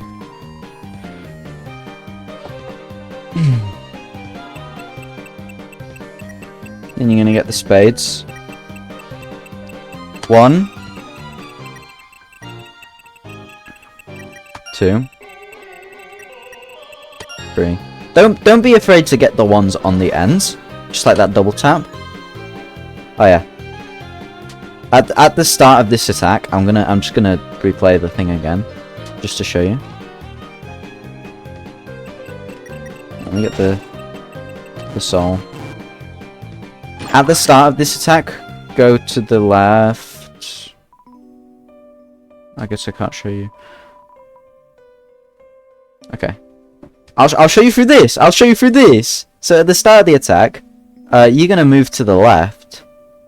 Because when you're at the left, the moon is at the left. They'll move here. And then after the moon is gone, they'll just be stuck on this trajectory. So you're gonna just hang out near the bottom, right? Just somewhere, preferably closer to the right, right? You don't hang. You want to try of. You'll get away with it, but you want to try avoiding sticking to the corner, because your bullets can travel as far down as the corner. There will be like a bunch of bullets here though, which is why you want to stay at the bottom. Because when the thing starts and then the laser pointer comes, all of the bullets are going to go towards the laser pointer. Even the moon. And then once the once all of them are together in this conglomerate goop, it's going to move around like, if you're not used to it, it feels random, but basically it just moves circular.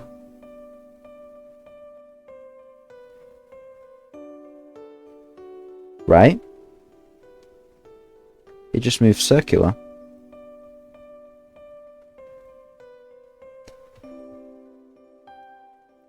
So your strat, what you're gonna do is you are gonna move in a box.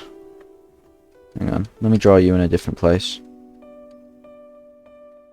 We're gonna draw, you're gonna go in a box, like so, in the opposite direction.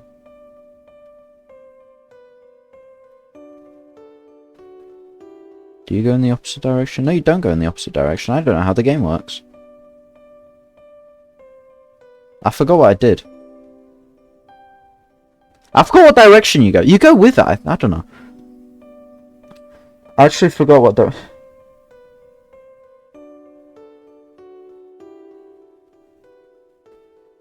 No, you go with it. You go with it because you try... Yeah, I remember. You go with it because you want to try stay behind it in its little circular thing.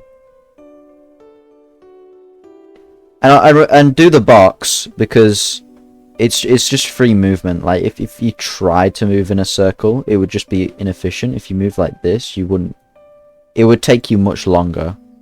Like look how much more distance you have to travel. And obviously you just move slower as well.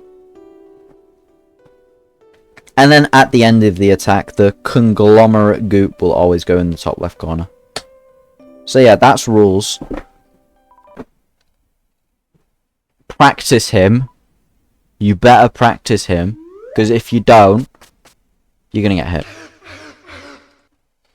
And now, if you aren't doing all bosses, this is when your pace ping is, and everyone is going to watch your run.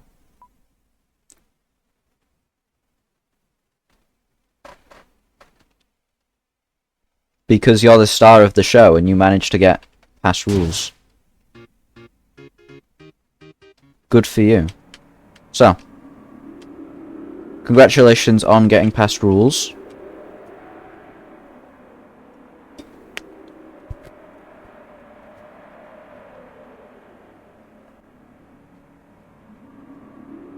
But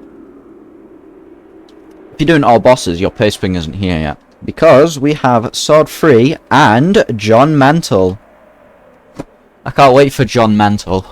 Because I think speedrunners can actually learn a thing or two from this. Maybe even in Sword 3 as well, I don't know. I see speedrunners doing it and it just seems so slow. I don't know. Bro, my no-hits of Sword 3 are actually just faster than some speedruns of Sword 3. Low-key. Maybe not top level, but... Maybe not top level speedruns, but generally... they're faster. So obviously... Right, if you're doing normal chapter 3... If you're doing normal chapter 3, you're going to go in here anyway, because the reason why you're going to go in here... Because pay attention, pay attention, pay attention... The reason why we're going here is because we need to exchange money. We exchange until we get 4,000. Now, you can actually do this anytime in the run. You can do it after board 1, you can do it after board 2, or you can do it right now. I choose to do it right now.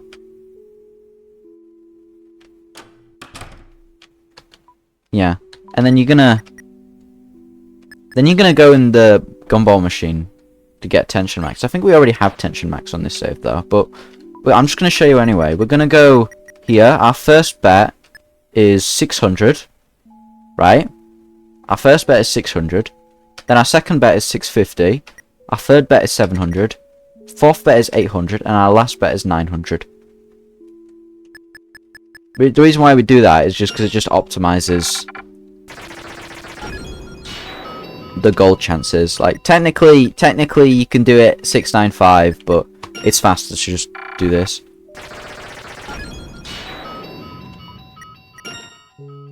You know, and you stop once you already get Tensionmax, which we already have Tensionmax. I actually got it on the first try in this save. All the gold prizes are given to you in a random order, so it's a 1/5 chance you get it on the first try. You can also input 1225 here, which I've actually never done before. So this is actually my first time in this room.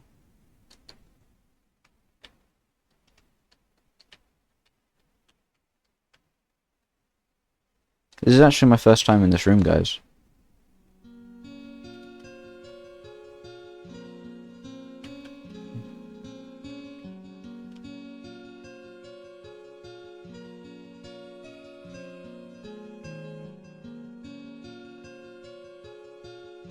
What is this?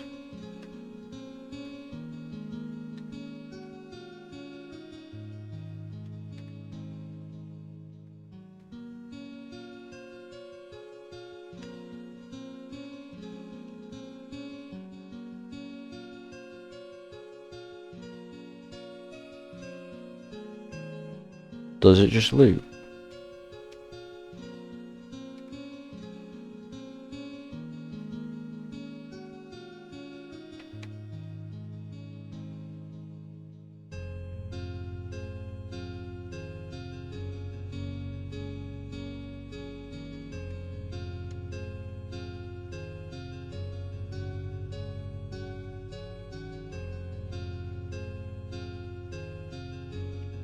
Hang on, I'm just gonna...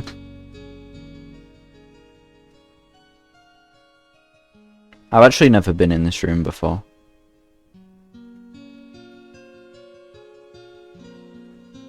Oh!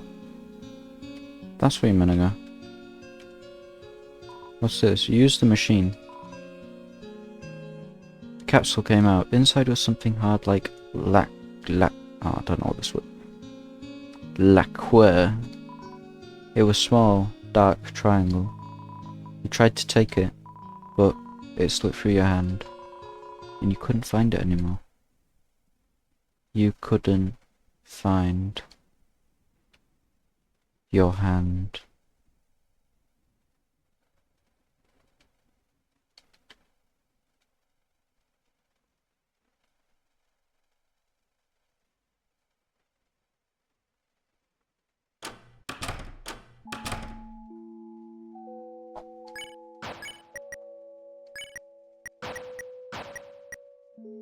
So anyway, for all bosses, we're gonna go... We actually saved the, getting the Tensionmax for after the Mantle. Oh, I saved the Tensionmax for after the Mantle. You can get it before you enter Sword 3, you can get it after. It doesn't really matter. You know? When you're making your way here, obviously, you do the exchange stuff like we just did. Get to 4,000 points. Talk to Ram. Move out the way. Woman!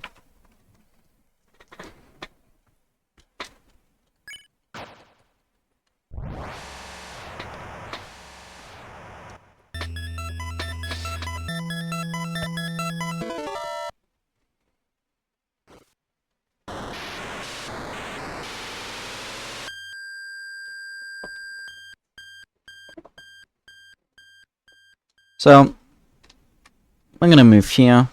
We're actually going to move here, because I believe it saves a few frames. Just because of that diagonal there. I think that's faster. It seems faster. Okay. So, with here, we're going to walk right, we're going to do turnaround slash, we're going to kill our friends, we're going to open the gate, we're going to walk down this snowgrave route. It really did seem like things took a weird route here in Sword 3, but I don't know exactly how this happens, but if you like time it right, I think you can get a wrong warp. I don't know, I got it once accidentally, and I don't know how you get it, so any speedrunners, hit me up, tell me how you do that. Yeah, so this room, the Maker 19 strat also applies. This is actually the room the Maker 19 strat was found. I call it the Maker 19 strat. That's discrediting it. That's actually the Gon strat. Gon found it. I'm sorry, Gon. I'm gonna link to Gon because that's not fair. Gon found the strat. It's just Maker 19 abuses it because he's Maker 19 and he spends 5 billion years to do the room. But we are cool, so what we are gonna do is we're gonna go here, and we're gonna... Okay. I don't know what I just did. I'm gonna do the thing again. We're gonna go here, we're gonna bait the fire up, and then we can go down. I don't know. There's just a lot of ways that can go.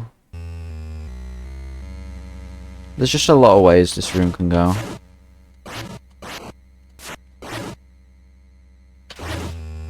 So yeah, after we do clear out that room, do that and that. That first room is without the strat. It's definitely a choke point. But the more you practice it, the more you get it. And if you do Sword 3 runs like with resets, like, you will get used to it pretty fast. Because it is the first room. So that is nice. And you do get out of the way. So I like it when the hard rooms are first. So yeah, after you've killed the enemies in this room, you're going to go up. You're going to wait. And for them to jump. Then you're going to kill them. And then you're going to kill the other one. Right? Now this room, there's two strats for this room. You can either kill the flowers and do the timing at the end, or you can slowly kill the guy at the top. I choose the former, but do both and find out what works for you more. So this first flower though, you wanna hit them from like here, because if you do it earlier and you walk like up here, they can just shoot you. So hang on, shut up. Go here, wait for that flower to spawn. I'll show it better in the actual run. Go here, you wait for the thing to spawn there, then you kill that guy. With these, you want to walk in a little bit before you actually kill them, because otherwise you won't actually be able to kill them. So like, if I show it here... Oh, I accidentally... See? You won't be able to reach. These two flowers, you want to hit them at the same time. And you kill that flower. And you do that. When you're hitting the guy, you always want to hit him with the tip of your sword. And if you ever miss a slash, just do a backup slash. You'll always hit them with a backup slash. Move forwards while doing it. Don't be scared. It'll be fine. You'll be okay. Everything is going to be okay.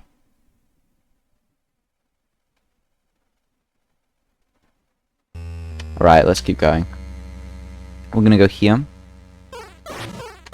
Just 2 slashes will take out the guy. Once you got the first slash, he'll be stunned.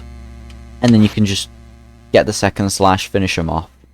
It's a pretty easy room. Obviously getting the first slash is difficult. If they are like moving around a bit,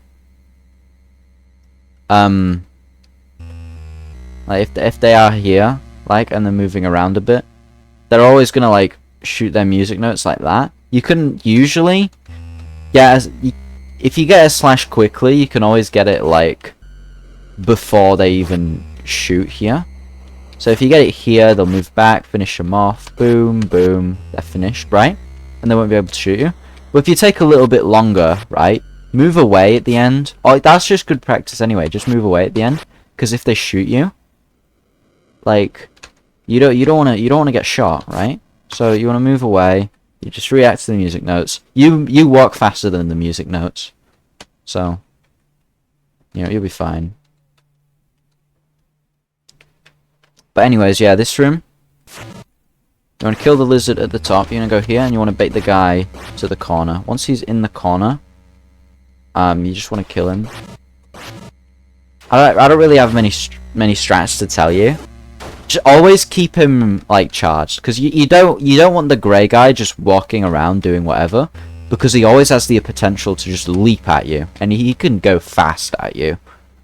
So I always like to just keep him stunned or keep him charging, because I always know what he's gonna do. So I always walk in the room, because he's always here, and just have him charge into the corner. And if I don't get shot at, I just do boom, boom, boom, boom, boom, boom. He's finished, right? If I do move, okay. I can move here, dodge the bullet. Sometimes if there's like a bullet, hang on, that's a bad bullet. If there's like a bullet there, imagine they're bigger. Can I get a bigger size? There's a bullet there. Right? I've just gone there. Imagine that bullet's just came. Right? And I'm waiting for this bullet to pass. But obviously there's the guy here. That's a bad image. Obviously there's the guy here. Right? And he's going to charge at me. But there's the bullet there.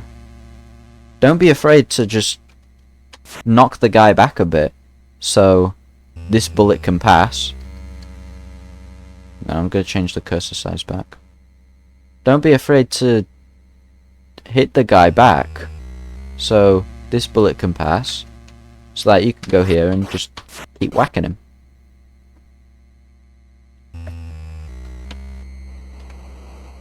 Yeah. Definitely requires some practice though. Then here, similar deal to like the last music note guy. Yeah. So with the order of how you obviously the way you kill the music guy is the same as in the last room, right?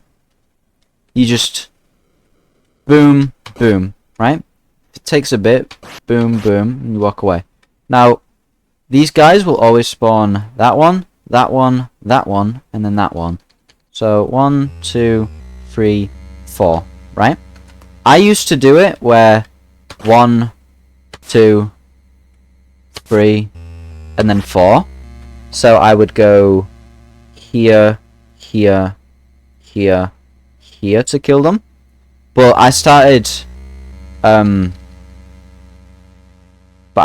doing it like so, because it's a bit faster. And there's obviously less space to travel. And you end up here instead of here, so again, it is just faster. That's what I like to do. Then here, this is my stally strat. This is my most stally strat. I don't like doing stall strats, but for this room, I think it's justified. So, we go in the room, kill the flower, go out the room. That's step 1. Then, we're just going to hold down and right, and go in this screen transition, right? That's step 2. And then we're going to go here, and then we're going to go here. If we have time, we can kill the flower, right? That's step 3. While we're in the room, we can just solve the puzzle. Like so. Make sure when they get on the button, you repress it. You repress it.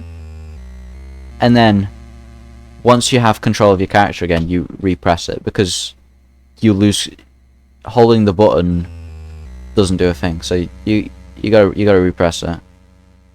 So you go back here, do the flower. That's step 4. Obviously in step 3, when you get up and you have time to kill the flower, that's step 3 and 4 in one go, right? So that's step 4. Then you go here. Step 5. Now you can actually do the room. So you're gonna go here at the bottom. Gonna wait for them to shoot. 1, 2, dodge through, and then you're just gonna kill them. They're not gonna jump again. They're not even gonna shoot at you. Like, the biggest threat they have is walking. Unless you take forever, then they're gonna jump again. Again, you can hit them like through here. If they're in here, that's actually amazing because you can just kill them, worry free. If they're like here though, it can get a bit awkward. But just like get used to like doing this sort of motion to just kill them. Or like anywhere where they're like diagonal to you, just well, you can even do it that way, but I like that way more. You know? But yeah, don't be afraid to do that. This room, I've seen it happen in other orders. But I've only ever had it this order. Where 1, 2, 3, 4, 5, 6, 7, 8. So, I've done it wrong. 2, 3, 4, 5, 6, 7, 8. Okay, I did it wrong. I did it wrong because I always go here at the start of the room, and then I slash up. And then, but when the guys shake, I just walk up to them, and then I just slash them. I'll walk up to them, and then I slash them. Walk up to them, slash them. The split second they start shaking, you can just slash, and the lingering hitbox will just kill them. Right? So, here, this room is your last room. So, you're just gonna go in a circle like so. You can kill 2 rows at once. Hang on. You can kill 2 rows at once. But don't do that because, like you just saw, I got hit. And again, it's a no-hit run, not a speed run, so. I'm just gonna show it again, just really quick, how it would look in an actual run. You know? just so you guys get an idea of this.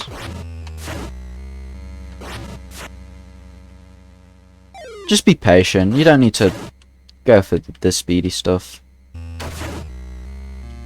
Yeah. This room in particular. Yeah, be patient. Sometimes you can get really stuck on this side. Just don't worry about.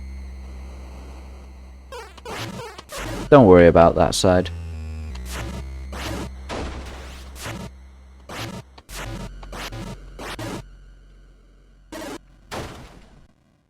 Don't worry if you stay stuck on that side, you know? You'll find your opening soon enough. And if you still don't find it, just don't worry.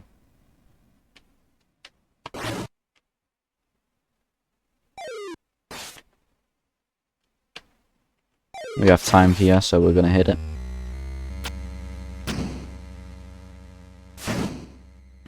To the bottom. If you have time here, you actually don't have to do this bottom transition, but we didn't have time there. So, I'm gonna go 1, 2. And I'm not sure we're gonna have enough time to kill this one. Yeah, if that happens, just don't try it. Just stay at the bottom. The bottom is the best place to dodge those attacks. If that one takes a bit, you can just go to the side. It saves a little bit of walking time.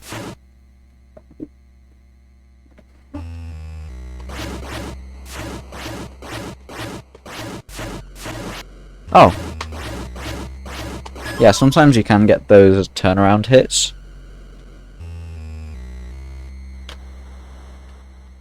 I didn't go for them. But that one was just accidental, so... yeah. I'm gonna make our way into John Mantle. Now...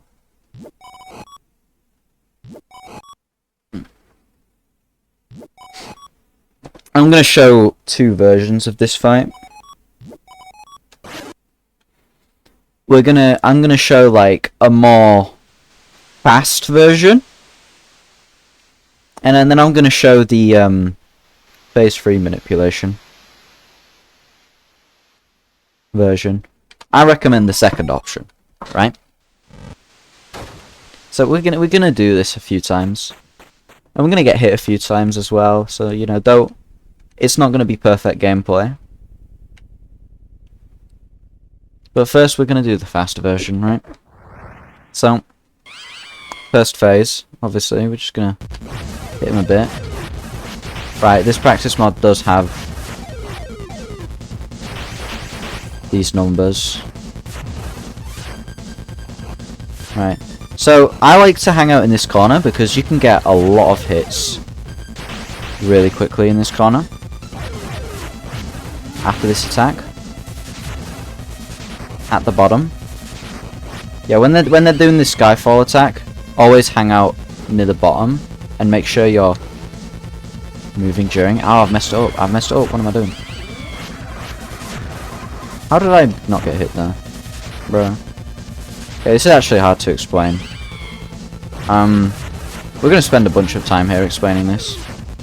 But yeah. This right here is the most hard attack of the fight. And there's a reason why the following strat that I'm going to show you exists.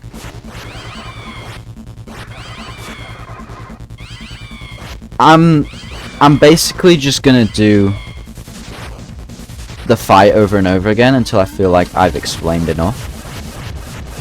8, 9, 10. Right, with here you can get this quick kill.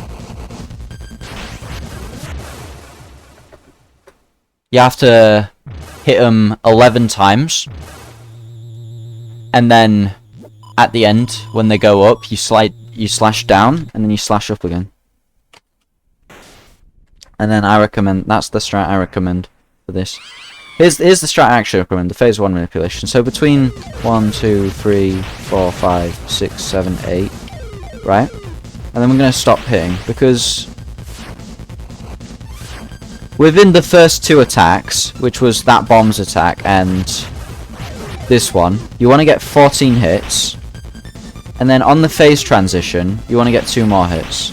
Because when the attack ends during that fireball attack, that actually affects the first attack of phase 3.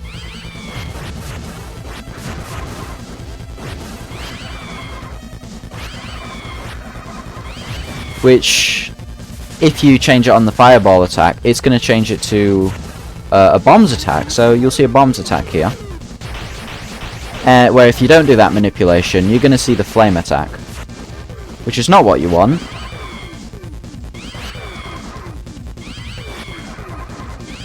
Because the flame attack is garbage and it's difficult.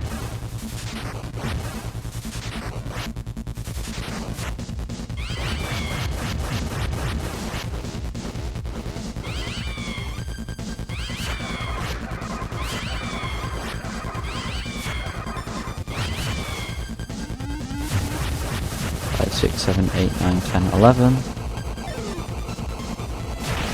Don't worry about hitting it more times than 11.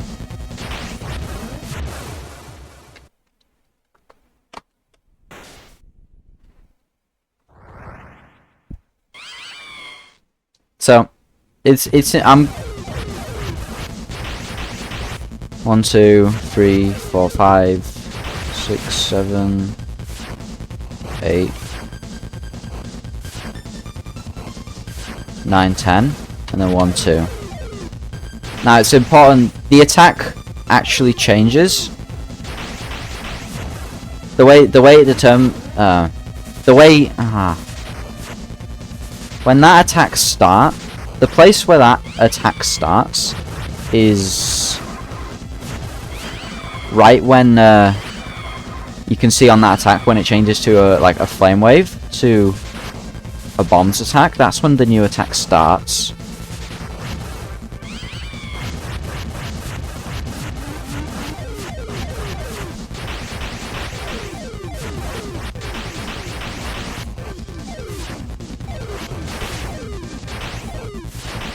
Okay, this is just bad RNG. That's when the new attack starts, and because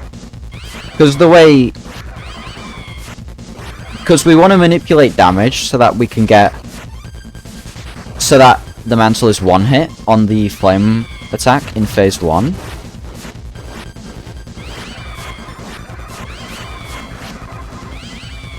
Because we want to manipulate it that way. The way we do it is a bit complex. The way I do it is a bit complex. This is my strat. I haven't told anyone about this strat. But within the first 2 attacks, you want to share 14 hits and you want to get 3 hits on each. Because the way it works, I'm actually going to put the enemy's code there. Mantle.enemy step. Yeah, so there's a variable. Times hit this phase. And essentially, on the first 3 hits of Mantle in an attack, it will deal more damage. So the first hit, it will deal 1 HP. The second hit, it will deal 0.75 HP. The third hit, it will deal 0.5 HP, and every hit after that will deal 0.2 HP. So the mantle has 30 HP, and the next phase will start at 22 HP. When mantle is at 22 HP or less. So we want to manipulate it so the mantle is more than 22, but less than or equal to 23 by the third attack. And an attack isn't a phase. It's literally like when it changes from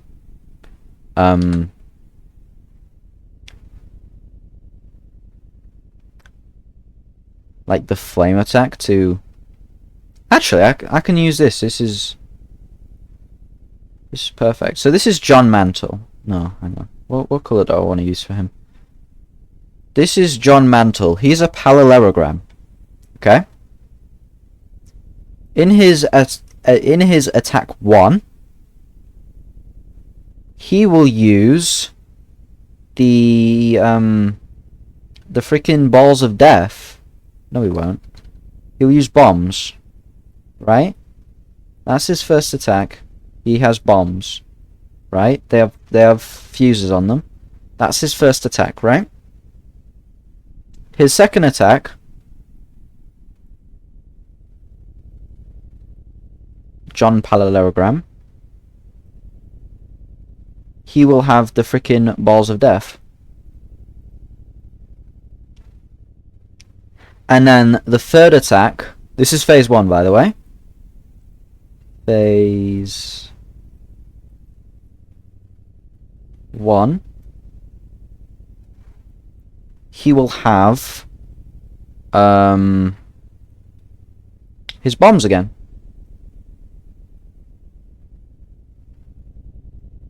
Now, what's important about this is that when he transitions, that's a horrible colour to pick. When he transitions from one phase into another, this variable times hit this phase will be set to 0. So that means hit 1 equals -1, 2 equals -0.75, 3 equals -0.5, and 4 plus equals -0.2. So in these first 2 attacks, I think I just picked like a horrible place to put this. But in these first 2 attacks, we want to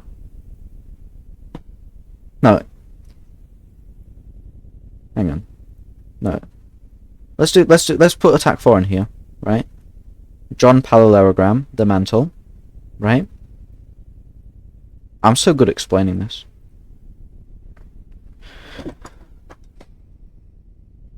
Yeah? Right. So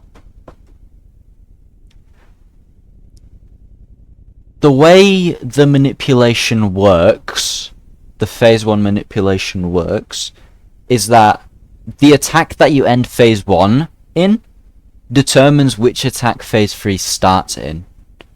And if you end it on one of these attacks, the fireball ones, then phase 3 will open with a bombs attack rather than the flame bomb attack, which is much easier to deal with. So we want to manipulate it so the mantle dies on this attack, because we can't kill them fast enough to do it on this attack. Because the mantle enters phase 2 at... No, I don't want to save it. The mantle enters phase 2 at 22 HP, and they start with 30. We want to deal... between...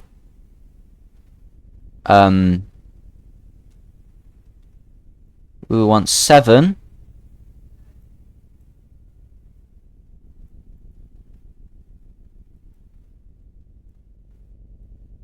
Yeah, this notation. Yeah? What? Oh my god.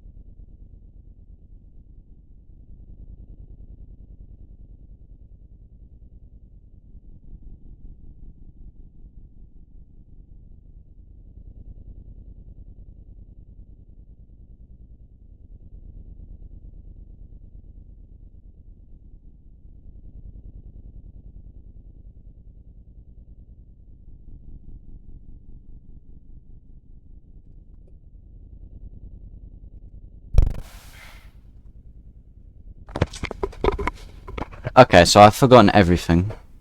What I've said. Wonderful. Okay. I'm just gonna start from the beginning again. So, the last attack of phase 1 determines the first attack of phase 3. If you end phase 1 on one of these attacks with the flames, then the first attack of phase 3 will be with just the bombs. If you end it on one of these attacks, you'll have the first attack of phase 3 will be the one with the flames and the bombs, which is much harder to deal with. So we want to end phase 1 on one of these attacks. Now we can't kill the Mantle, we can't deal enough damage to the Mantle to do it on phase 2. To finish him off on phase 2. So within these first... So we can't deal enough damage to kill the Mantle on his second attack, so we'll aim for the fourth attack. Now, to actually trigger the end of the phase, we need to do 8 full damage, which ends... So if we want to... we need to deal 8 full damage. So if we're aiming to do it on 4, and we want it to... If we're aiming to do our damage on 4, it would be easier to have it done enough damage for it to kill it on our first hit. So, within these 3, we need to do 7 damage.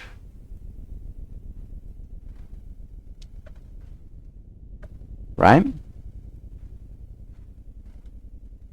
So that our final hit can take us to 8. Well, between 7 or 7.9 damage, right? 7.95. So the strat I've come up with to make this consistent is between these 2 hits, you will get 14 hit, not 14, between 10 to 14 hits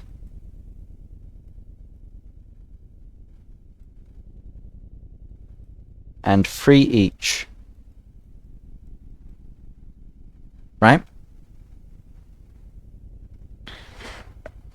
Because if you do 3 hits on each, that means these apply twice, which adds up to minus 4.5 with 6 hits.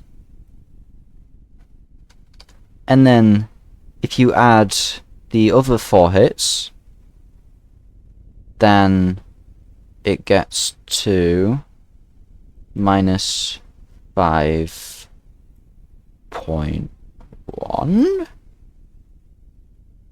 6 to 12. 1.2. It gets to... yeah, it gets to 5.7. Right? Or if you do 14 hits, then it gets to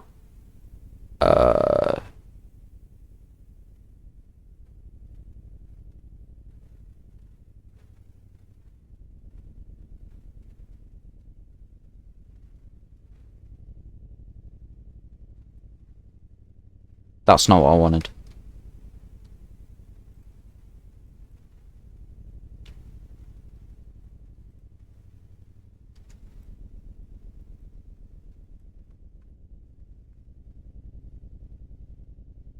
If you do 14 hits, 2.8 plus that is 7.3. Why does this chart work? Well,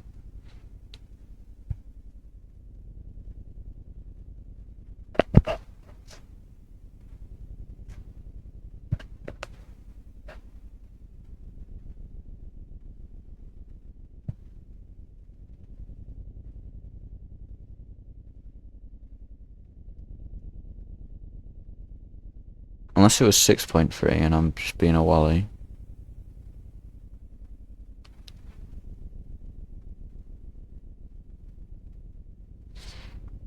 It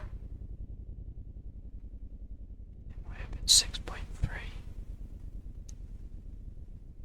Hang on.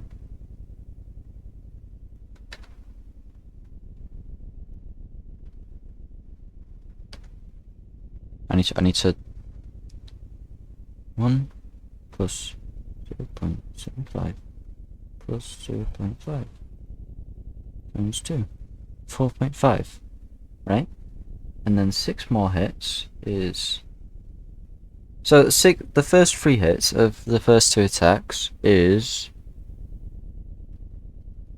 adds up to 4.5 damage, which is 6 hits. So if we're doing 4 more hits, then 4 times 0.2 is 0.8, plus the thing is 5.3, not 5.7. 5.3. Yeah? Or if we're doing 0.2 times 8, 1.6 plus 4.5, we end up with 1.6 plus 4.5 equals 6.1. Okay, the strat isn't broken. Equals 6.1, right? So that's why within these first 2 attacks we aim to get 10 to 14 hits, because that will leave us with having done between 5.3 and 6.1 damage. Now with this attack we aim to do 2 hits, because that will deal 1.75 damage. So if we add that to our 5.3 to 6.1 range, we get hang on, I need to calculate. 5.3 plus 1.75 equals, yeah, 7.05 to 7.95. And in either one of these, this will mean, so our first hit on phase 4 will do enough damage to reach the 8 damage threshold. So if I may put this in action with all the crap on the screen, we're going to count 1. You want to make sure you get 3 in each phase. 1, 2, 3, 4, 5, 6, 7, 8, 9. Oh shoot, I've messed it up. No. I don't know what to do. It's better to undershoot than overshoot, because if you do have to do an extra hit in phase 4, that's fine. It's just an ideal damage manipulation. So if I'm gonna do it again just to like try articulate it better. Maybe not having all the crap on the screen might help. So 1, 2, 3, 4, 5, 6, 7, 8, 9, 10, 11, 1, 2.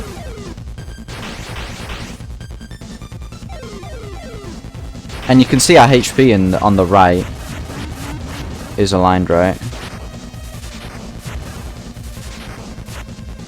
Because, right, the thing... Why is it just... I don't know. It doesn't like sticking.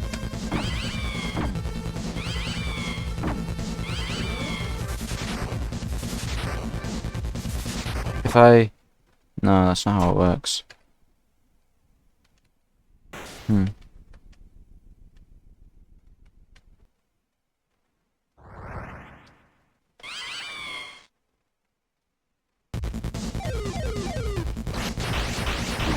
I don't know. I'll tell you what I'm gonna do. I'm gonna bring all this back. Because what I'm trying to articulate is, when it goes from this...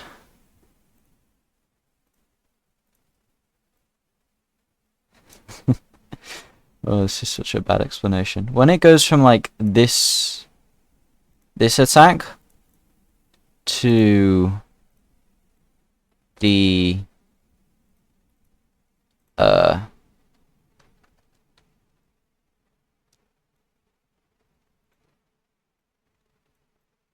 the bombs attack.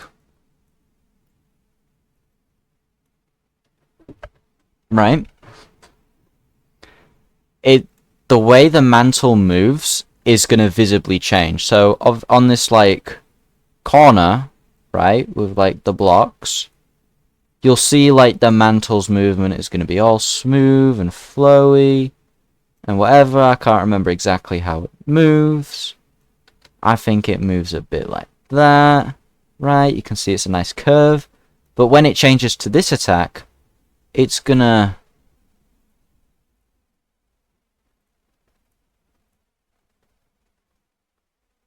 it's gonna be a straight line, right?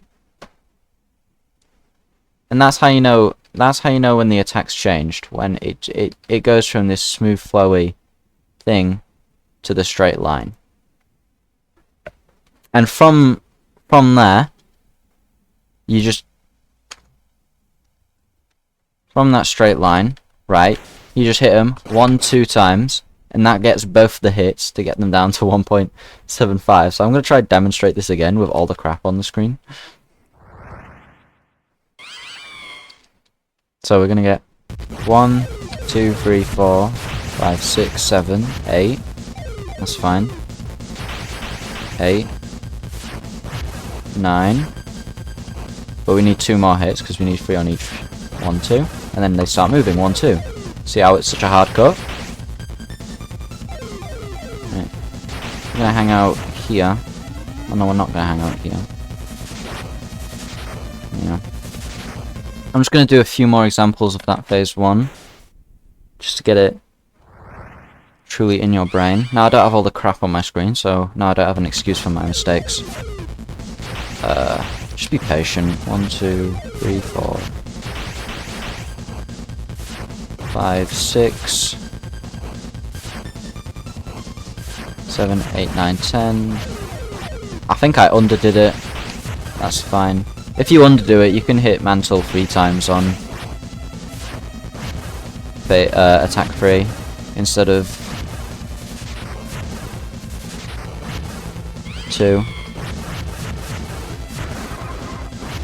Because that will just solve it. Because you'll deal 0.5 damage, so you'll definitely get in the threshold. Now, with the phase 2 attack, right? With the phase 2 attack. 5, 6, 7, 8, 9, 10, 1, 2. But yeah, with the phase 2 attack, when you're at this attack, you want to stay at the bottom, and you always want to be moving while they're raining down on you. Like, when they're starting the movement of rain, you want to make sure you're moving.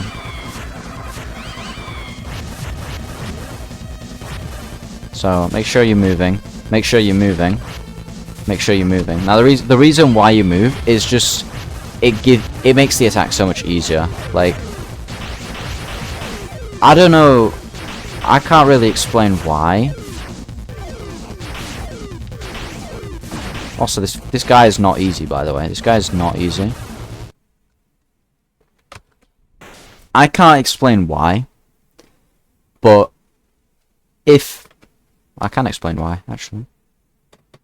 If John Mantle is... okay, so basically, right?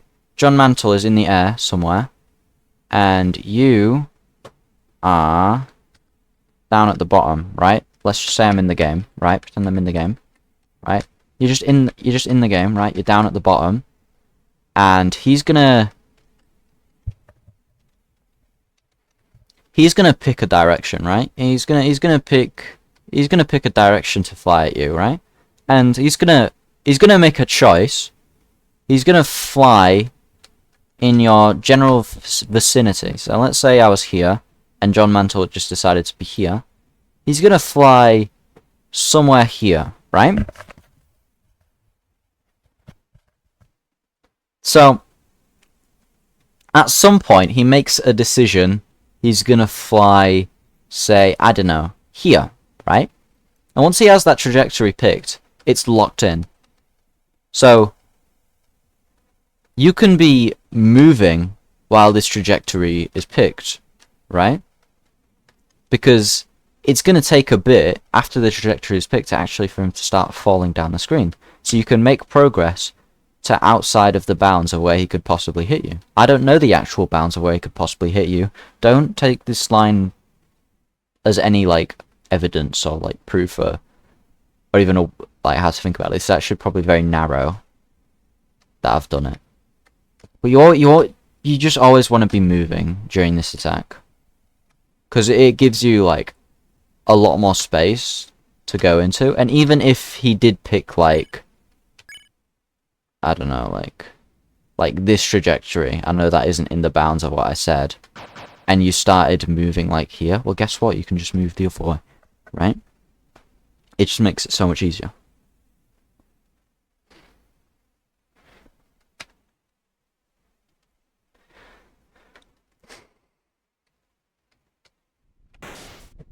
So, you'll see me doing that.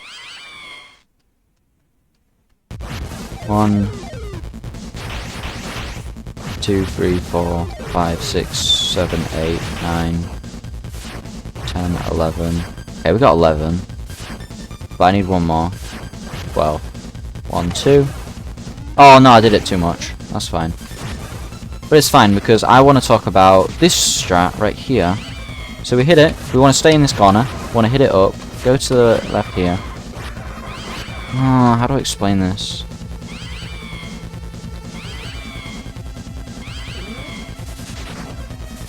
I hope I don't get mauled here. So we go here, right?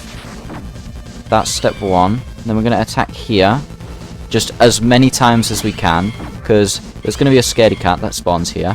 And also Mantle will move here as well. So we can get hits on Mantle. That's why we slash twice here. Right? And then after that, we move there. I'm going to draw the boxes.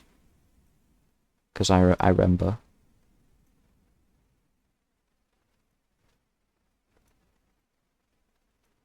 Oh my gosh, I'm actually brain rotted. I know the...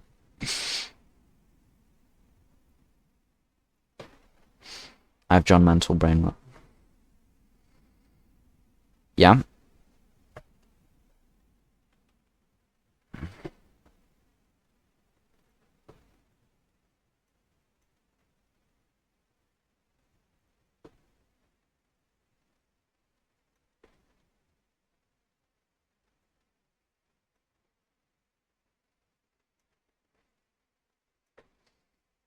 Okay. So, how should I denote the friends? This guy, right? A pile of pee, right? That is friend. That is friend inside me. No. No, let's do it better. Let's do it a better way. Yeah, let's do.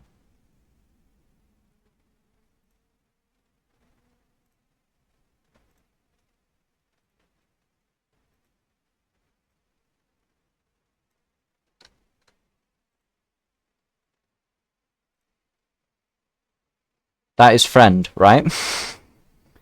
That is friend inside me. So that's where the first friend spawns, right?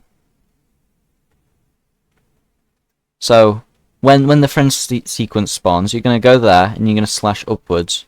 And when you're slashing upwards, you're gonna slash twice because John Mantle is gonna be here. You're gonna slash upwards twice because he can take a little bit because he's moving over here. That's his next location. That's his next location.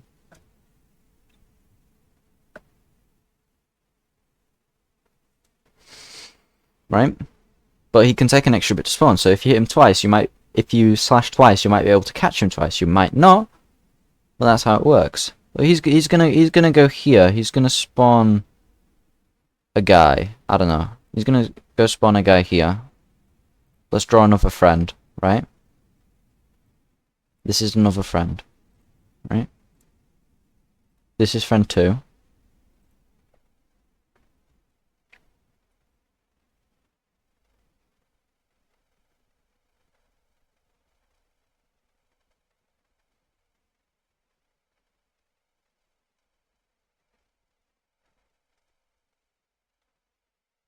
I actually don't know where the thing spawns. I don't know the order. I'd have to check, hang on.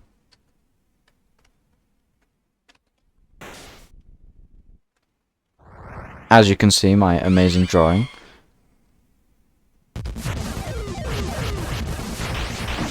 One, two, three. 1, 2, 3.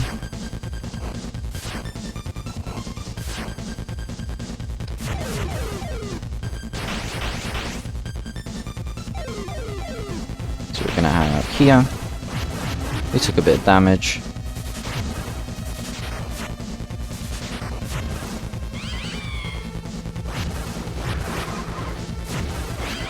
Okay, that's what happens. That's what happens.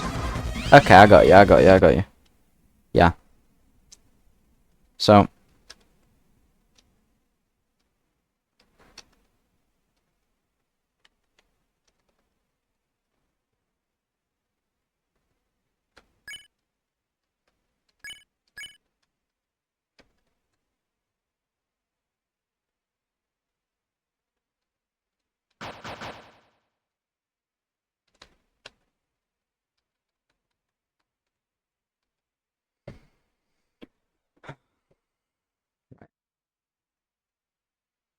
Oh, wonderful. You know, hang on. Let me just explain this again.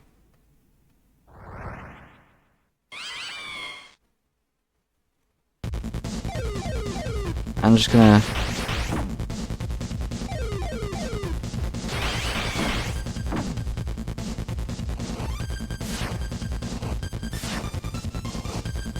just draw the layout of the game real quick.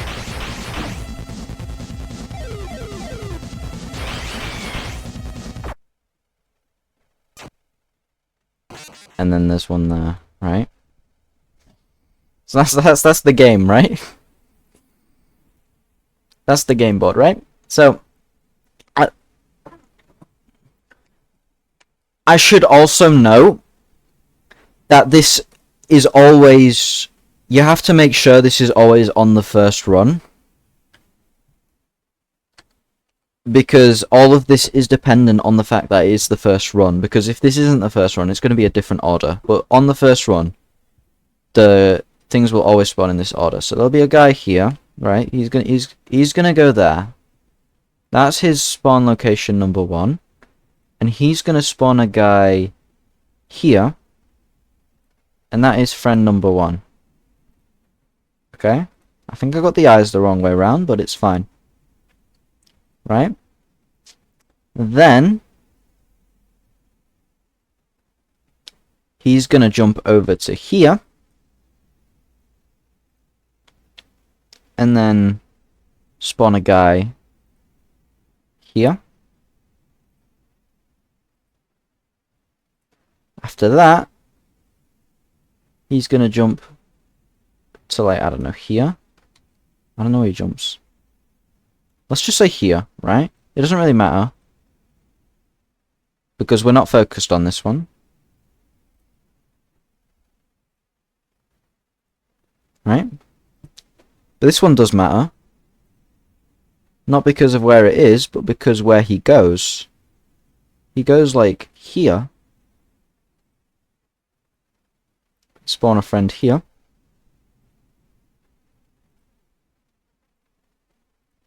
And then finally, he goes here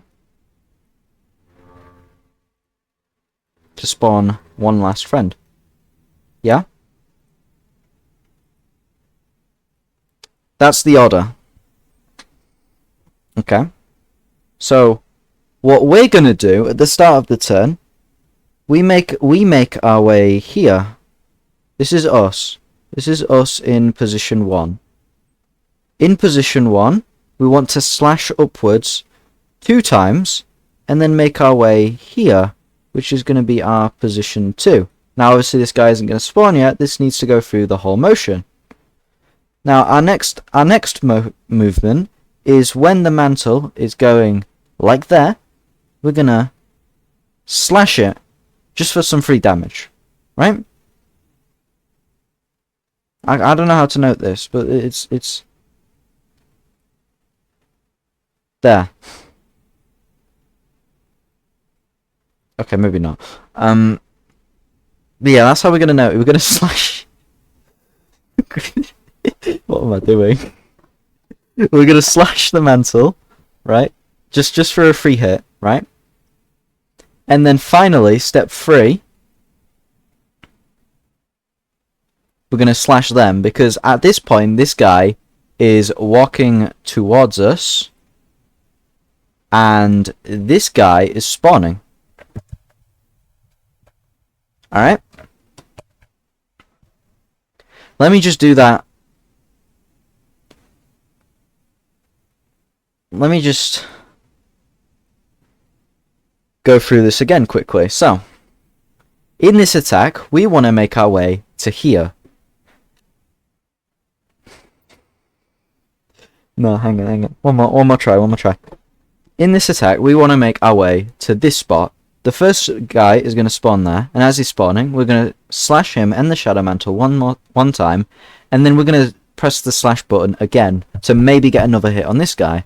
Afterwards, because we've got all the time in the world, we're going to make our way to actually here, because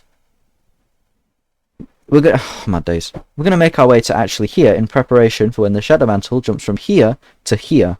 So when that happens, we're going to do a left slash to get a free hit on him. Afterwards, we're going to make it to this spot, and once this guy starts to spawn, this guy will be charging at us, so we can get both of them with a right slash. Sometimes you can get both of them with when this guy is walking like this. You can get 3 in 1 slash sometimes. Otherwise, afterwards, you're just going to make your way down here in position number 4, and you're going to be looking to see if you can kill them or not. You're just going to walk around a bit, see if there's any openings, you know. They can walk wherever, you know. Heck, they could walk this way even. You know?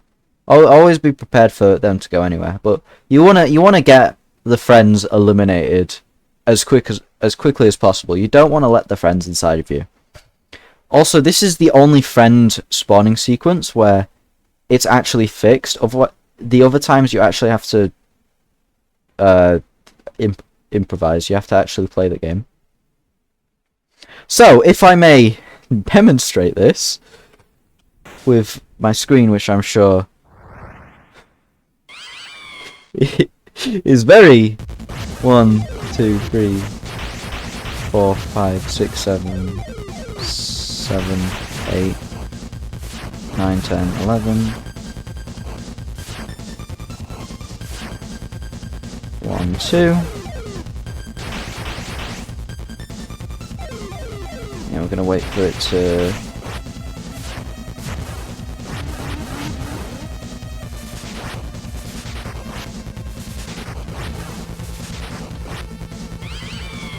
Yeah, so here you want to be here, 1, 2, and you want to get the other guys.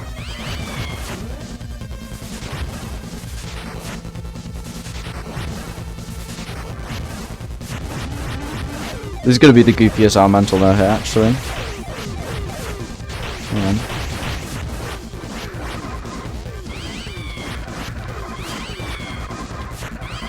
I'm going to go for the no hit because it's funny. 1, 2, 3, 4, 5, 6, 7, 8, 9, 10.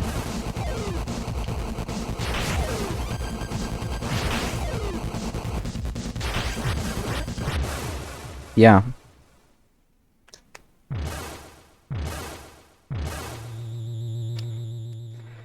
So that's that attack explained.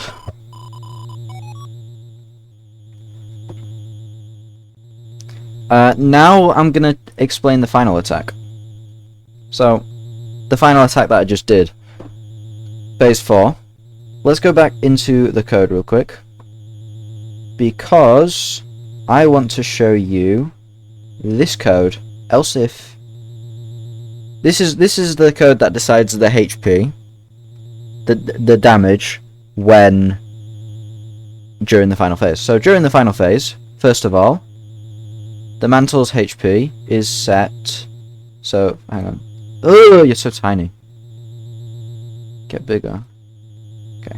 So HP equals 4. Right?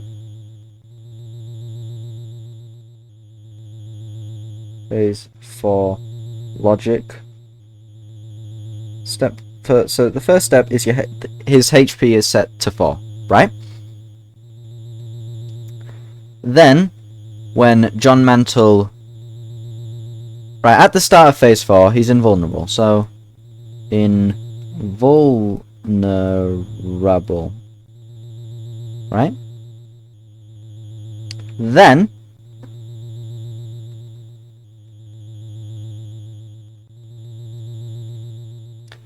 when he's in the middle, right? John Triangle.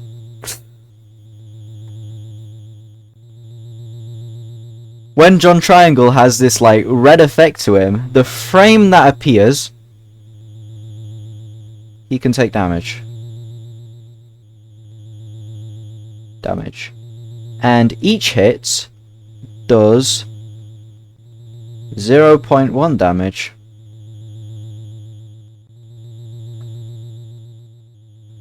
Right?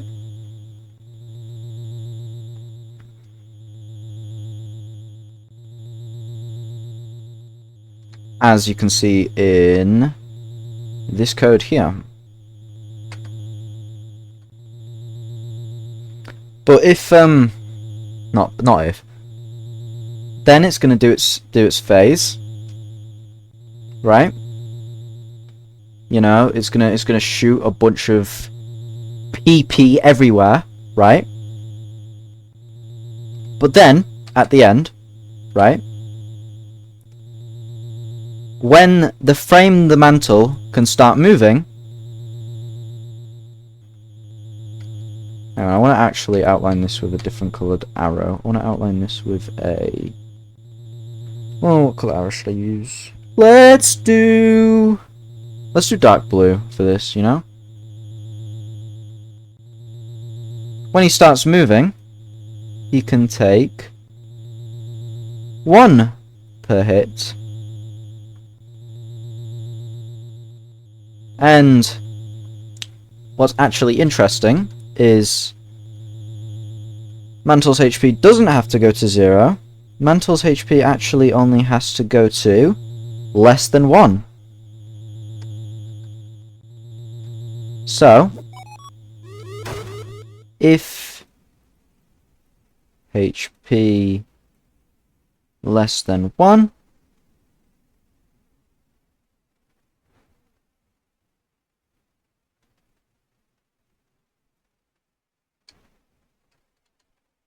hang on. If HP is less than 1,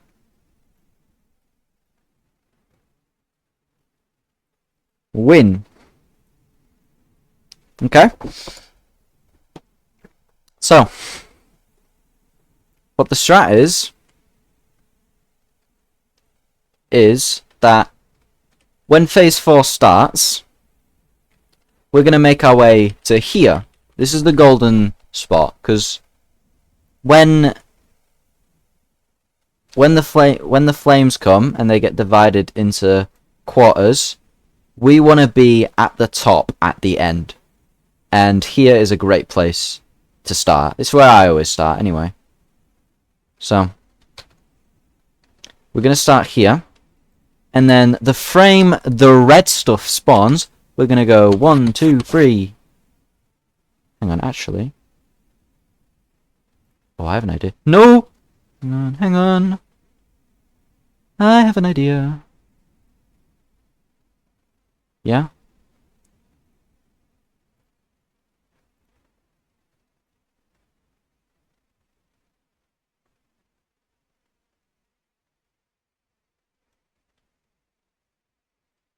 No, not.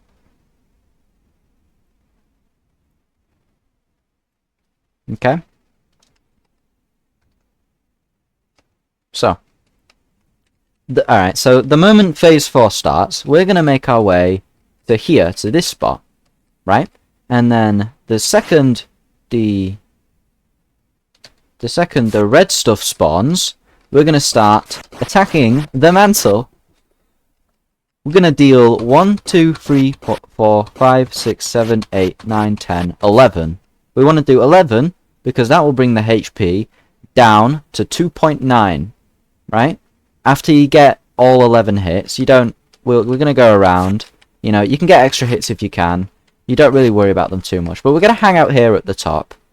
Then, when we're at the top... when he starts moving, we're going to hit him once, and then he's going to be at the top somewhere. And then when he's at the top, we're going to hit him again. Now, because he was at 2.9 HP, the first hit will send him to 1.9, and the second one to 0.9, which is less than 1, which will end the fight. So, if I may, for the last time, demonstrate this.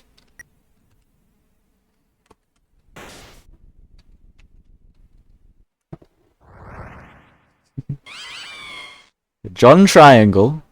1, 2, 3, 4, 5, 6, 7, 8.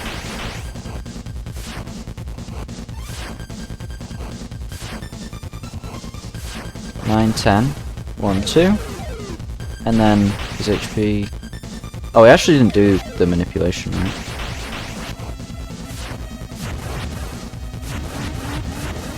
Yeah.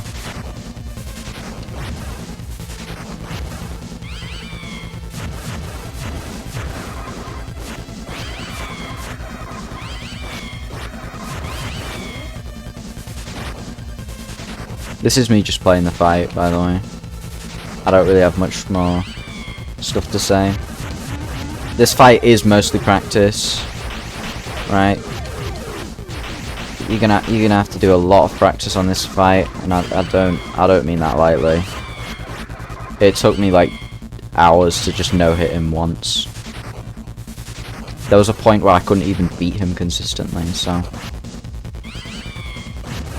Right, so look here. 1, 2, 3, 4, 5, 6, 7, 8, 9, 10. Right, we didn't get our 11th hit, but here's our 11th hit, right? Then we're gonna hang out at the top. Right, he's gonna jump up 1, and then second hit, right? And then that's the mantle. I've basically said everything. I wanted to say about Mantle, so. Like, the bombs attack, don't try to chase them. Just generally don't try to chase the mantle. You know, be patient. As with everything in life and this game.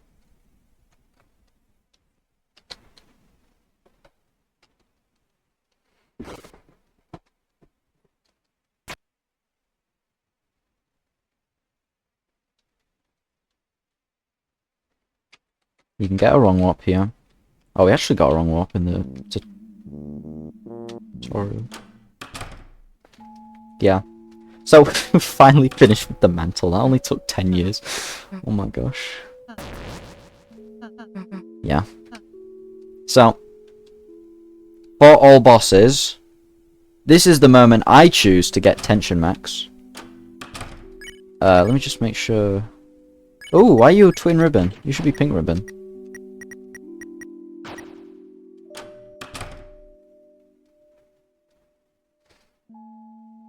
Yeah. Nope.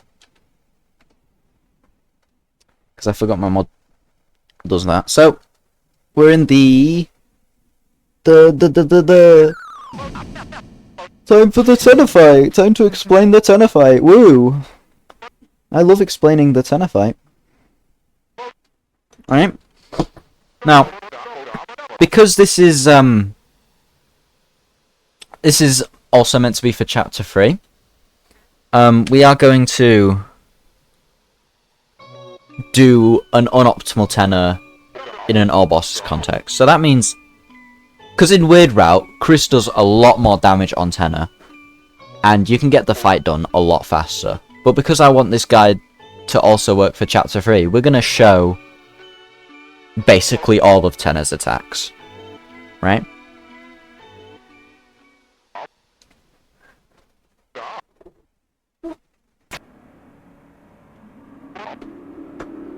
So yeah.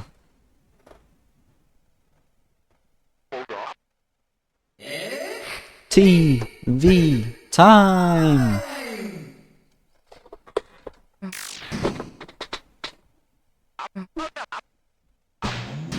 So, the general strategy for Tenna is you just fight with all.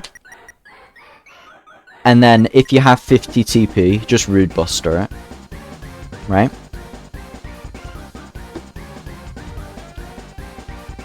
So, I'm going to defend with all because I want to get through all the attacks, right?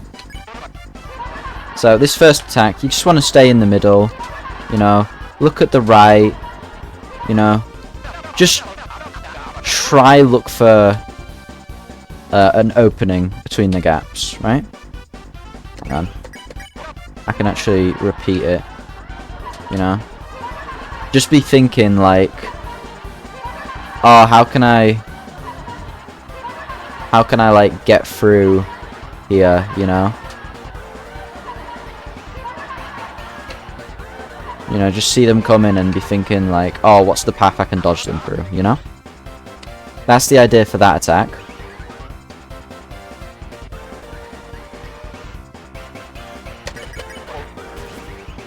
And for this attack, just stay in the middle, do some grazing.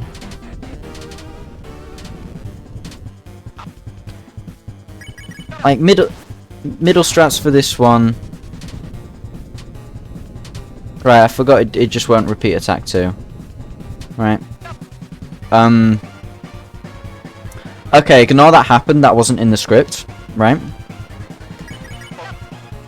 Right, rimshot. Rimshot! I love rimshot, oh my gosh. It's time for rimshot. We're gonna explain rimshot to you.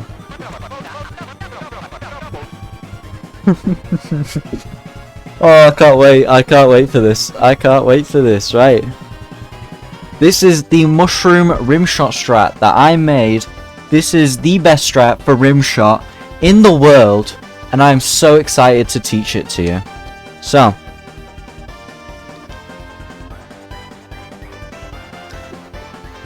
essentially, so what do you need to know?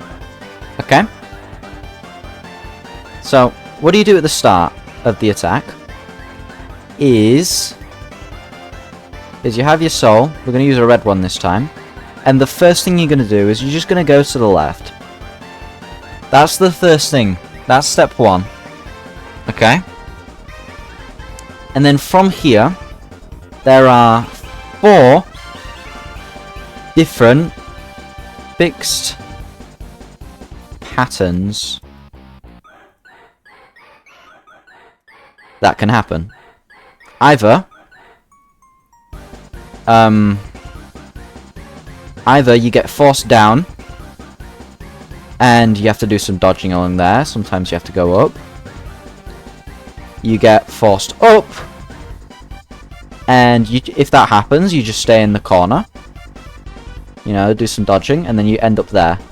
And the final one is if there's 2 coming that way, and you get forced middle. If that happens, you go there, there, there. Then you wait till it's safe, then you go there, and you wait till it's safe, and then it goes there. Right?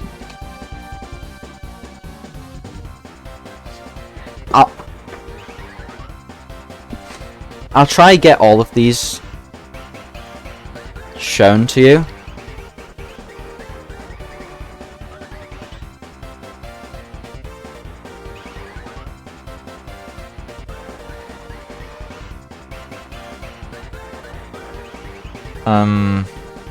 Hang on.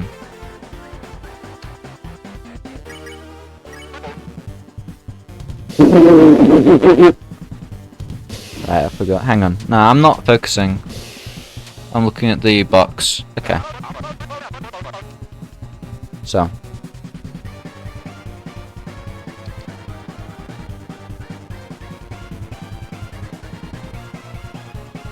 I'm just gonna draw like the 4 different patterns that can happen. Okay.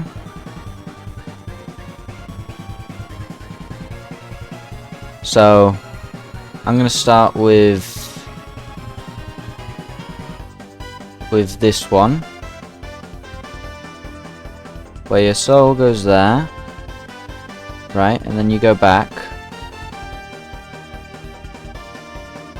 and you go there, and then there, and then there, and then you go there, right? Then you have this one.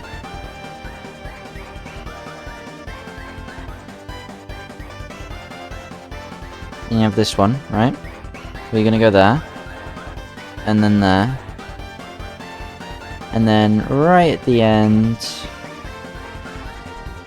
you're gonna go back.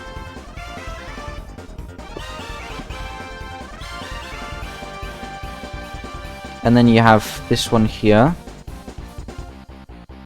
where you're gonna go there, and then you're gonna go there, and then you're gonna go there and it's safe. There's gonna be a tight squeeze there. And then there's one more, which Tenna is in the way. But you're gonna go there, and then there. This is the one where you might move out the way a bit because you're not sure if it's safe.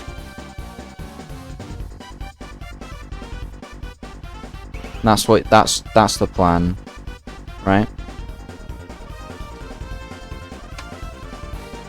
So if I may just do the attacks.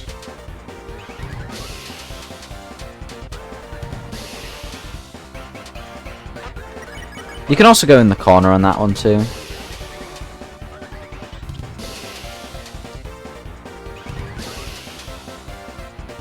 Right. I'll finish explaining rimshot in a bit. I'm just gonna go through some of the other attacks real quick. Right, so you have this attack again. I already kind of explained this. Just stick in the middle, look for a way through. Right, this attack. I like middle strat. I am a big advocate for middle strat. Middle strat is the go. For real. It's not that hard. Right? But some people don't like middle strat. Some people like to hang out just here. Maybe using half speed, maybe not. You know? Some people do like to do this. Some people even like to go top. You know? I think that's worse than bottom, but...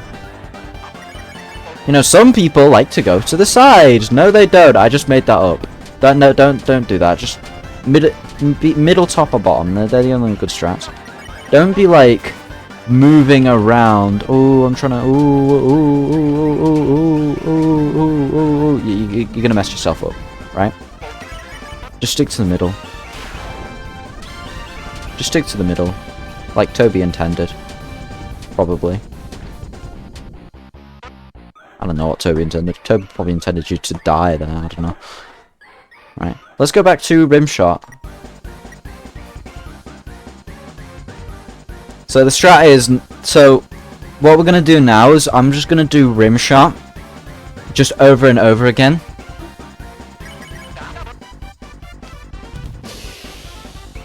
just to like show you all the possible things that could happen.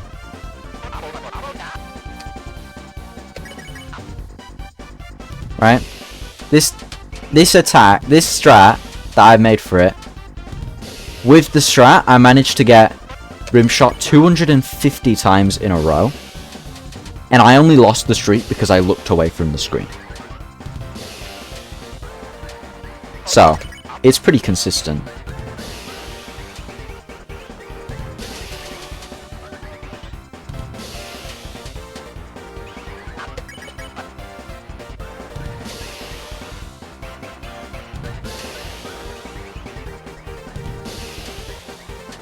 So we're just gonna play rimshot until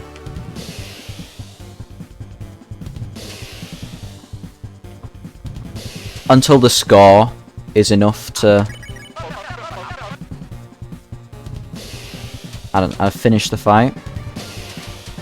Just so we have enough examples of it.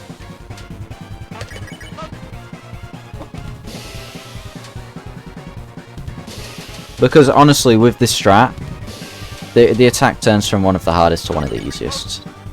Practice this strat, learn it, and you won't forget it. I promise you that. Learn this, you won't forget it.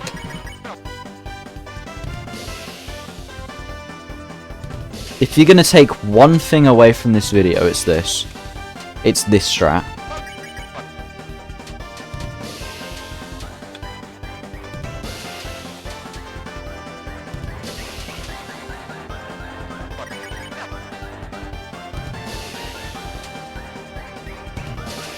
Please practice this strat. Especially you, Gon, I'm looking at you. Do the strat.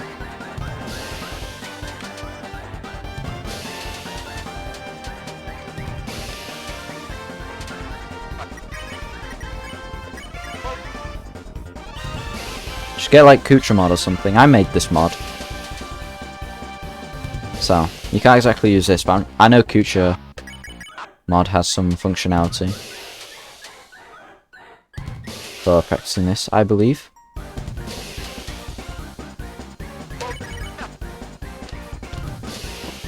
You can find it in the FLB Discord server. Because... or on GitHub, but right now the GitHub link doesn't work for the newest patch because it just released. As far as I'm aware. I also haven't updated to the newest patch. This patch is actually stuck on 1.02 and not 1.03.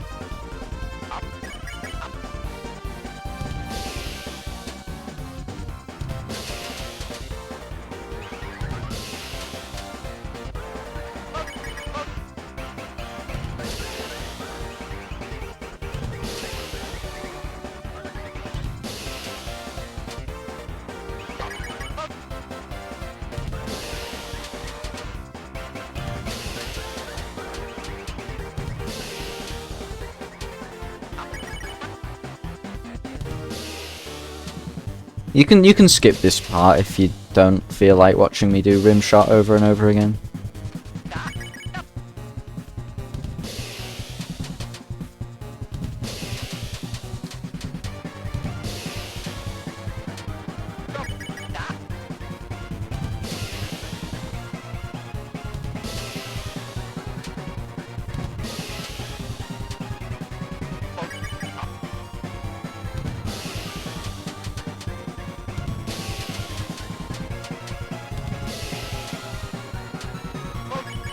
Oh, I don't want to fight.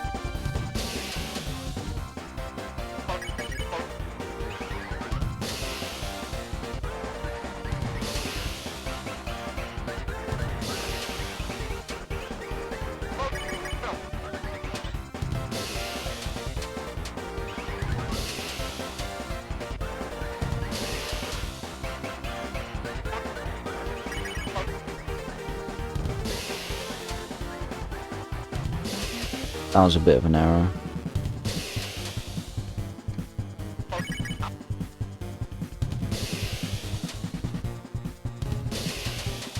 Like, if you forget to move to the left, it's fine. You know?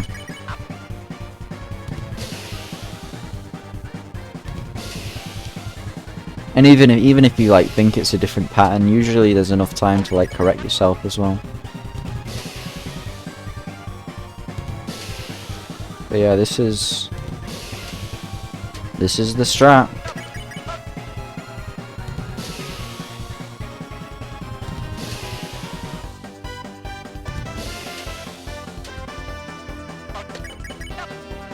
If you're watching this, go comment John Triangle without any context.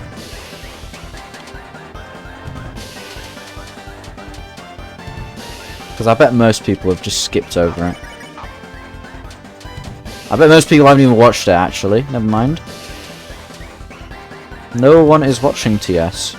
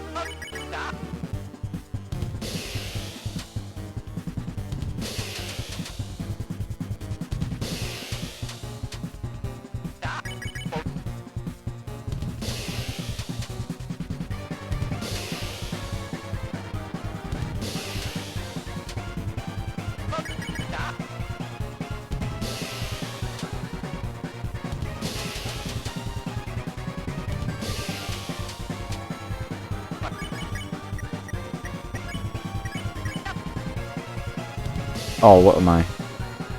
I'm gonna go left here.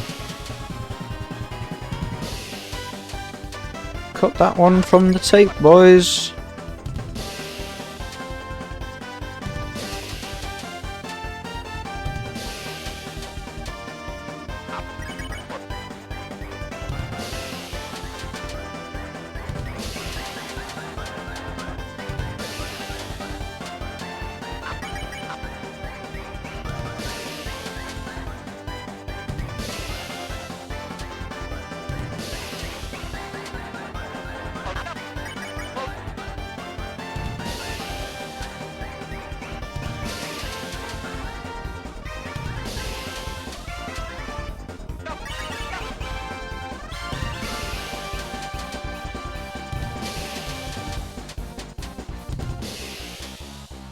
This is boring. This try is so easy, it's actually boring, oh my gosh.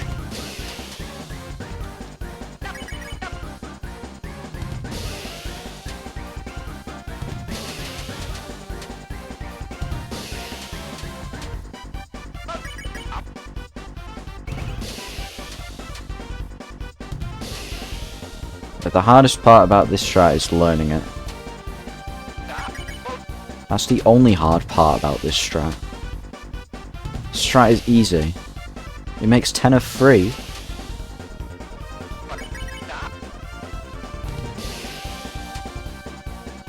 attack is actually so easy.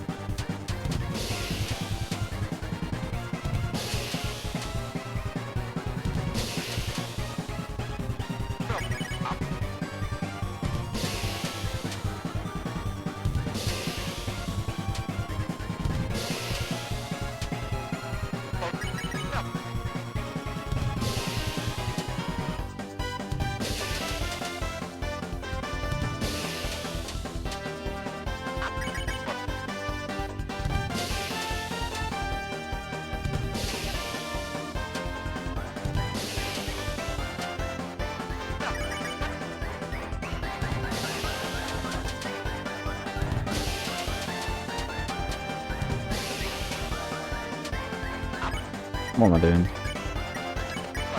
We're almost finished.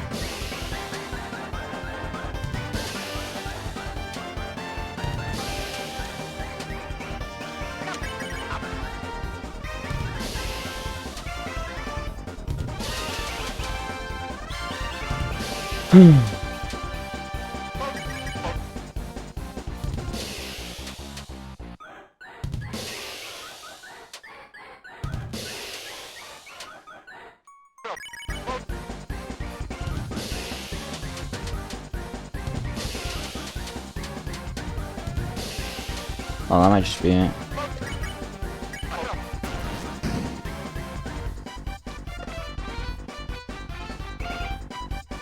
Right, final.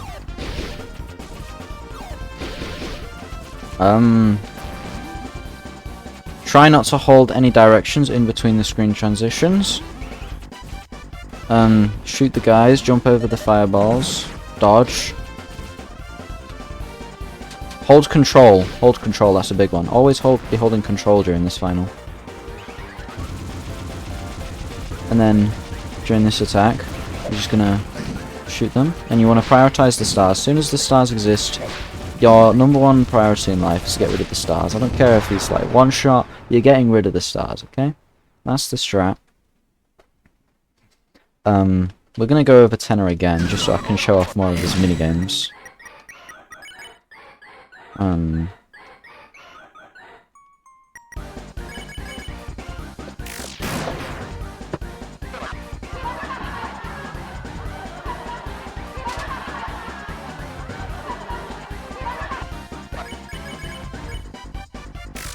But yeah, this is the actual strat for Tenna, where you use the fight button.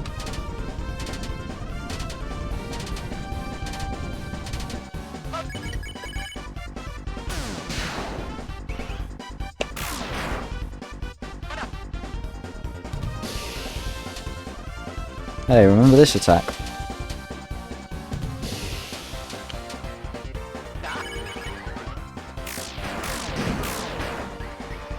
Yeah, so the minigames, right? So, the guitar minigame, you mash. The strat is mashing. You just need to not let one through. It doesn't matter if you crit or not. You just don't let it through, okay? I'm probably gonna stop attacking so I can get through all the minigames. This one, you just shoot them. There's not much to say. It's not rocket science. You just shoot them. With I will say though, with like the ones that like move all ziggy zaggy, just shoot straight, because they'll cross into it eventually. That's the only really thing I have to say about that. I just say I would defend. Just shoot them. Literally just the same as the cowboys in the TV world. and mash again.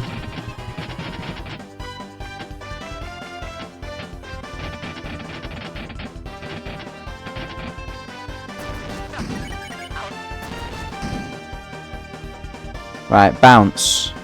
You wanna move under the ball. You know? You wanna move to the other side of the ball. Only if you're sure it won't land in the corner. And dodge. In the actual dodging segment, if you get it in the run, you wanna prioritize like the bottom right corner. Because when it shoots, you'll notice it shoots like 1, 2, 3, 1, 2, 3. So you have more time if you go to the bottom right corner.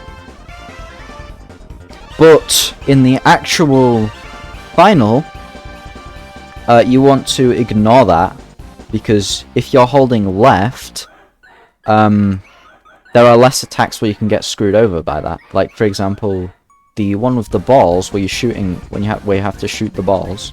If you're holding, like, say, down, right, and you've got your soul, right, and he's moving towards it. If you're holding down, you're gonna shoot there, and he's gonna come like Mach 15, and you're just gonna get hit, and you don't want that. So you want to be holding. Ideally, you don't want to be holding any direction, but if you are going to be holding a direction, the best one to hold is left, and then down.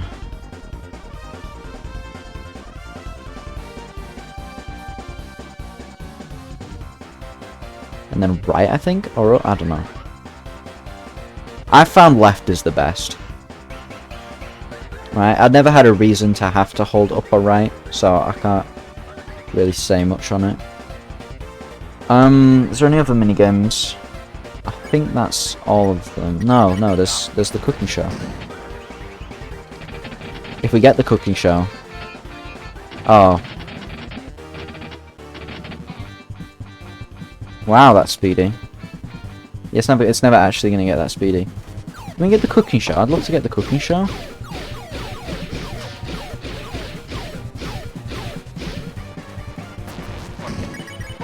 Show me the cooking show. Oh, golden ball. Do not let the... If you get golden ball, make sure it does not touch the ground.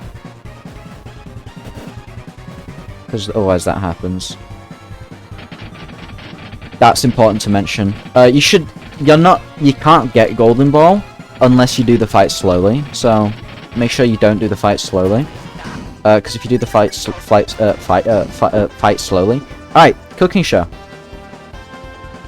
You just dodge. I don't know why I felt the need to explain this one. You just dodge it.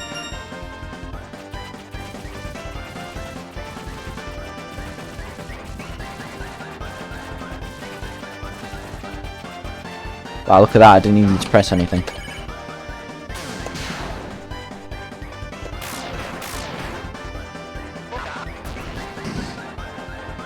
Right. With the guitar minigame, you wanna press both directional buttons at the same time, rather than mash, because if you're mashing the Z button, you might be locked into a jump in the cooking minigame, and that's happened to me before. So you just want to be using the directional keys, and you don't want to hold them either, because they can mess with things.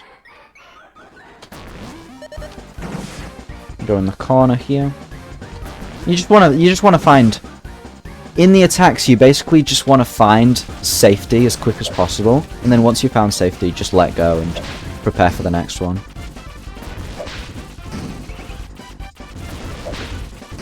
And then again, get rid of the things. Oh, I will mention, if you're like scared if they'll go through, you just hold them like far right or far down. Like, just hold X and then go to the corner. Obviously I did let a few slip, but that is like an emergency. If you just hold X and then up to the left and up to the down. That's an emergency. You should have those emergencies just locked in. Or you should work on the emergencies. If you're doing it well, you shouldn't need to have like that emergency, like knee-jerk reaction, but it does help. Right, I'm just gonna save, just so there's... Right. Yeah, because I've got the practice mode enabled. Right, so, yeah, that's night. Hooray. let's go through all of her attacks one by one. And then we're gonna do a no-hit of her, because, yeah. Alright, so, this fight is the reason why we have to take Tension Gem into the chapter, and we have to get Tensionmax out of the machine, because the optimal strat for this fight is 7 turns, which means we have to go through 7 normal attacks, then pre-final, and then final.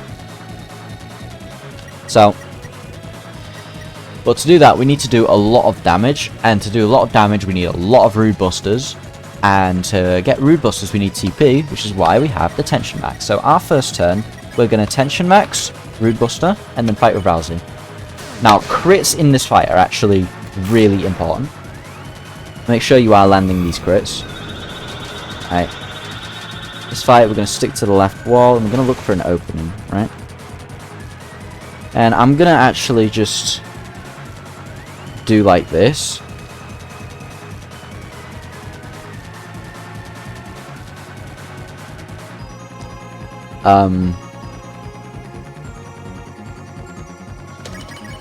Just so I can, like, do the thing. So, let's stick to the left one. Hitboxes can be quite lenient. You want to look to the, like, during the end of the attack with, like, the explosion, you want to look at, like, the white stuff, the white lines that are coming out of the stars, because those are indicators for where they can go.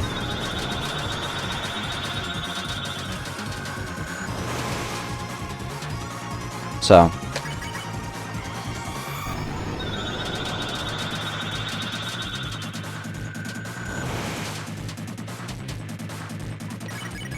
sometimes when there's like a tight squeeze, and like you can't find a safe place to go where there's no like white markers or whatever they're called. Like if you're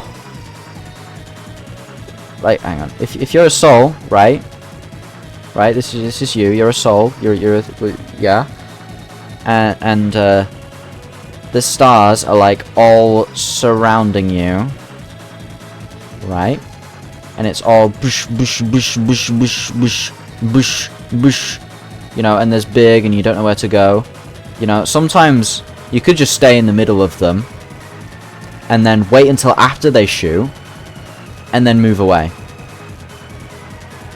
Right? Because you do have to be mindful of the explosions, because the explosions do, like, bump the hitbox outwards a bit. Not that much.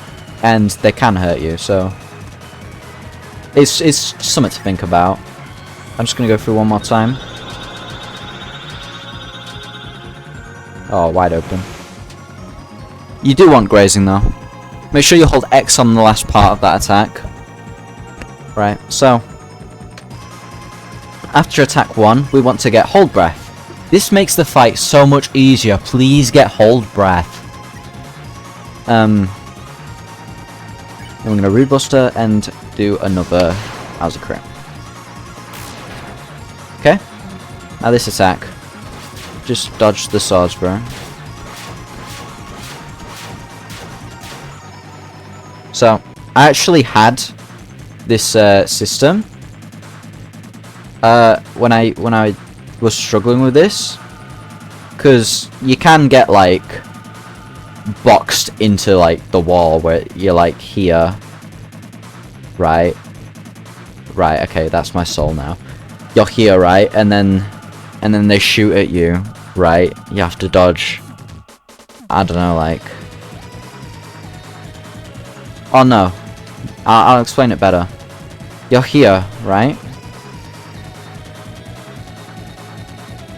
This is your soul, right? It can be where you're there. And then a sword comes at you like this, right? And you can't dodge this way because there's wall, right? So the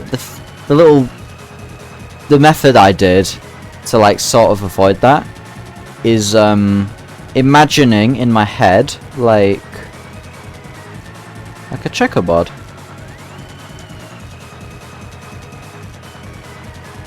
And every time that I'm in the attack, I imagine this checkerboard. Okay, actually this is awful. Let me draw a better one.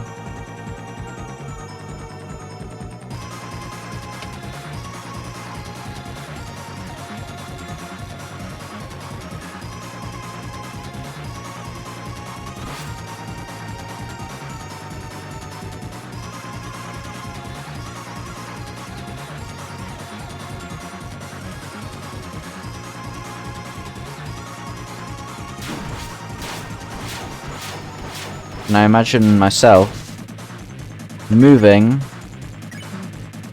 between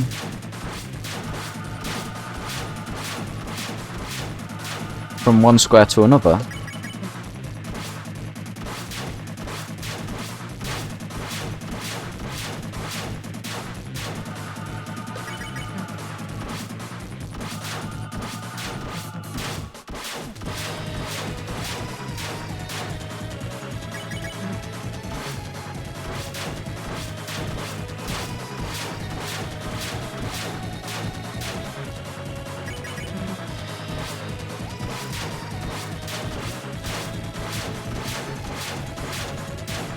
If you're in the corner like that, like what happened there, and you have to make that diagonal movement there.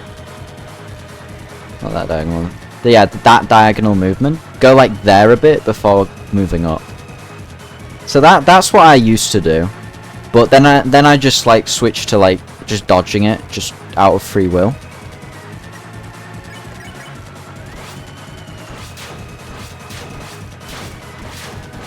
Just doing whatever, you know. Yeah. So I'm gonna fight, robust to fight. Alright, this attack. Alright, people... I think I popularized grey strats on this. Just go to... Wait. It's free TP, right? You wanna just go to the middle after each one. I like this one. I think it's my favorite attack out of the night. It's just fun, and I just pressed like, and I just fat fingered like 12 buttons. Right.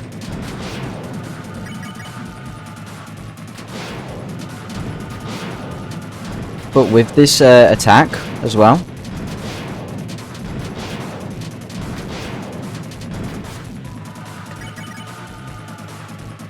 With this attack as well, if you're going... Well, you do want TP, because TP is a massive part of this fight. But you want to prioritize going through holes. Or you want to think about prioritizing going through holes, which have this sort of... Hang on, I'll see when I make the choice.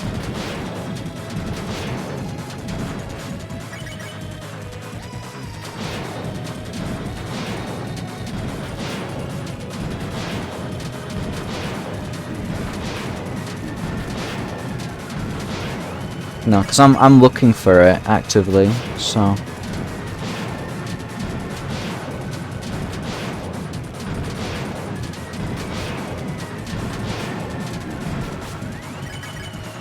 Ignore me. Okay, well, I'm not...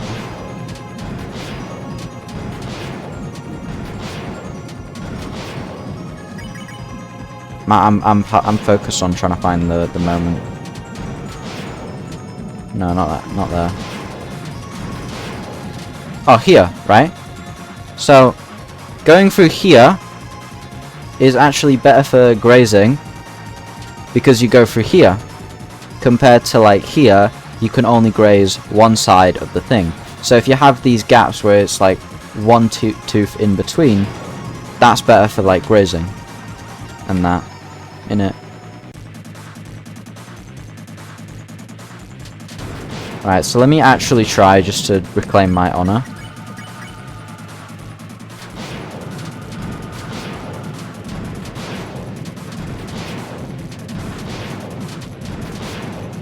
No, Teeth 2 is my favourite. Teeth 2 is my favourite. Teeth 1 is just kind of boring.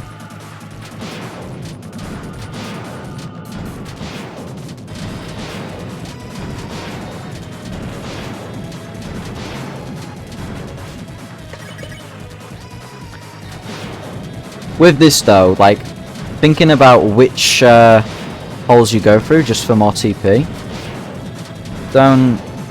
you don't need to. Don't be like, oh, I'm gonna get hit. I might get hit here just to prove my point. But if you're going, oh no, I want to go that way. Oh no, I want to go that way. Oh no, I want to go that way. Oh no, I want to go that way. You know what I mean? Don't like, when you have like the wall in front of you and you're thinking, oh, I want to go this way. No, never mind, I want to go that way. Right? Just go this way. Just always commit to your first go, right? Even if it's wrong, even if it's probably not going to work out, you want to commit to it, because you know, well, you want to avoid these sort of half-second guesses. What the hell did I just draw? But yeah, that's that attack.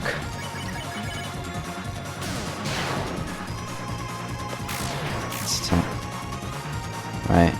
So we're actually on pre-patch here. This is the old corridor. I can't explain this one. Just stare at the soul. You use like your peripheral vision and your instincts to just tap it up and down. Like don't like stare ahead at like what's coming up.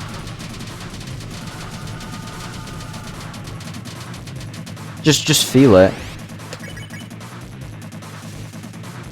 And I've had people tell me that I should be going on the left side, especially when I was starting out. When you're dodging this.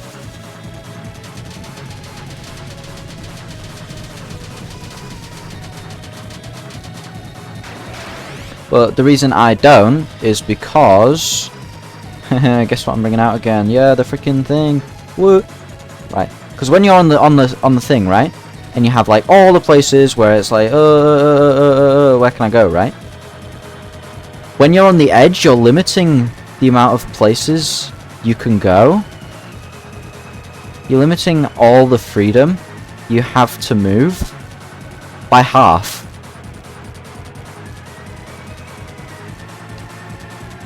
So when I go in this attack, and see at the end, look how much free space I have to go at the end of the attack. Compared to if I just hang out at the edge. Ah, where can I go, you know? That's why I always stay in the middle. Just so I always have a place to go. Time for the next attack.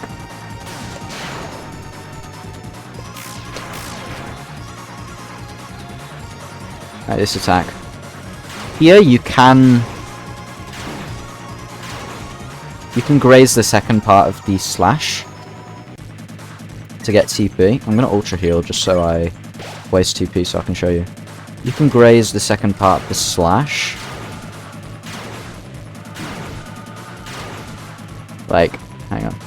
So there will be like the slash where it's red, and then afterwards there will be the one where it's white. When you graze the one that's white, you get a lot of TP out of it.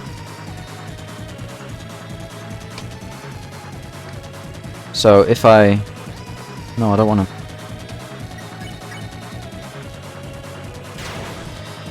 I forgot to use ultra heal, so you can't actually see the grazing. Right.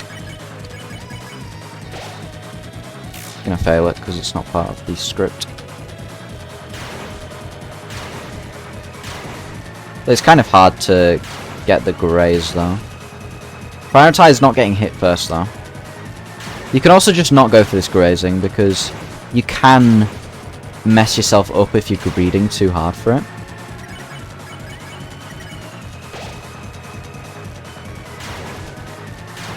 But if you're going for the grazing, I recommend move left to right for it. And I'll explain why once I get to pre-final.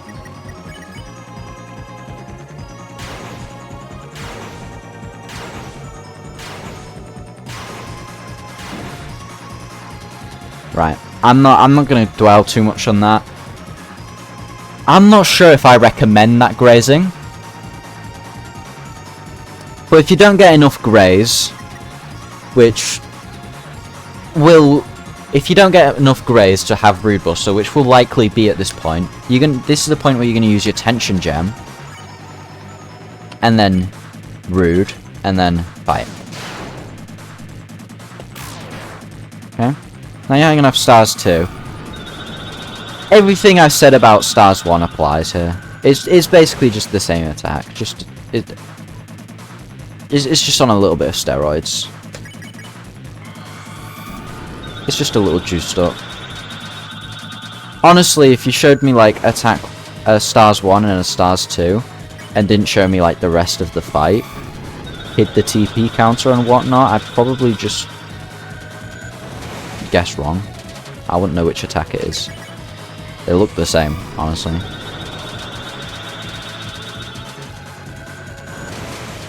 I know Stars 2 does feel a little more dangerous.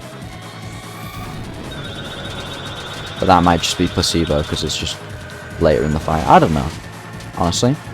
What I do know is that you're going to fight Rude Buster and then fight again. And then you should get Teeth 2. Yes. Now, people don't like grazing in the middle here. I think you should graze in the middle here. Because it's cool. And it's part of the flow. I don't really have much advice for this one. It's just, you know, graze the middle. Oh, actually, I do have advice for this one. When you go to graze for the middle, don't like rush to graze it. Don't like hold diagonally so you can graze it. Move out of the way of the teeth first, then go out. So you see here, I move, and I'm quite deliberate, because I'm trying to show. I'm quite deliberate in when I go for it. I make sure I'm out of the way of that before going for it. I don't go like that. I don't like just go straight for it. Right? So yeah, this fight is really hard. Don't beat yourself up. Don't be discouraged by this fight because it is really tough, right? And it's at the end of a run as well, so you would fight Rude Buster fight here, and if you did do enough damage, you would get to go pre-final. But because it's very easy to not get pre-final, I think it's only fair to show you Corridor 2. So I'm just going to do this. Don't do that in a real fight. No, I'm doing pre-final anyway. Okay, so pre-final strat. You just go up and down like this.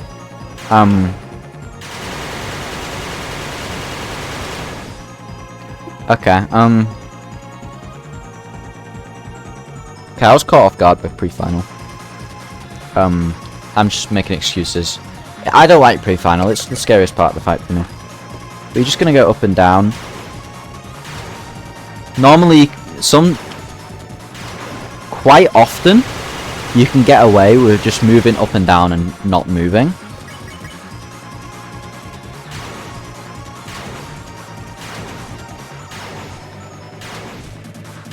So, have that always be your default.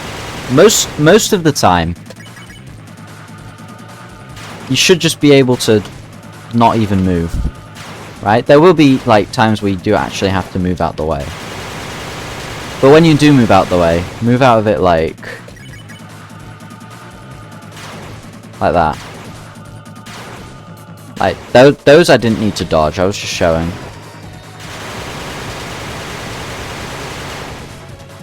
how you should move. You move... Oh, hang on. You move away from it, then back to the middle. And then start moving away again. That's how you do it.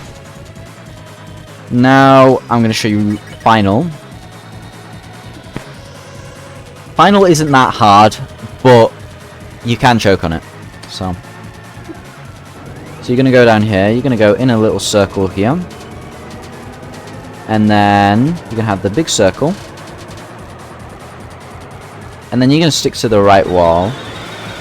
And you're just going to be looking for the gaps between the stars. That sounds like a song title. Gaps between the stars. You're just going to look for the gaps between the stars. Where you can squeeze through. It's a similar idea to Shuttah Attack 2, actually. Where you have like a giant wall and you're trying to find the gaps through it. Also Tenna stars as well. Yeah, you are just looking for... Yeah. Also, that slash can actually hurt you. So, you better be ready for it.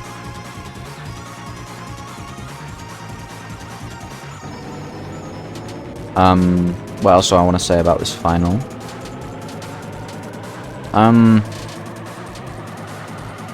Yeah, don't be scared to go down in the corner.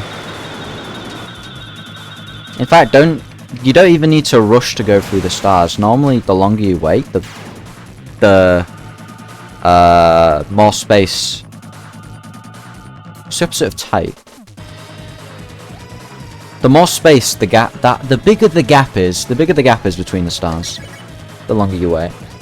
So don't feel like you rush to get it through. You have to rush to get it through.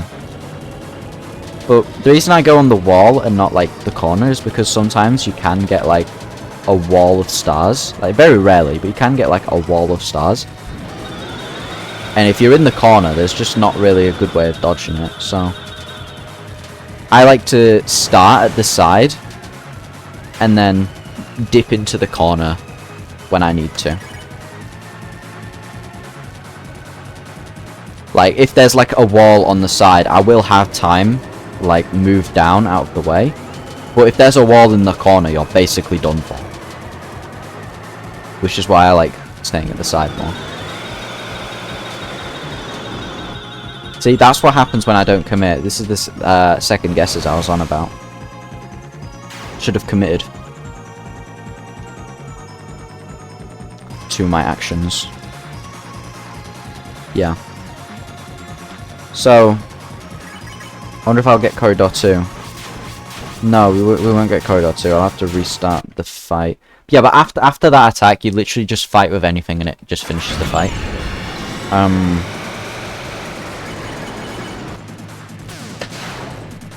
I'll get to Corridor 2 real quick.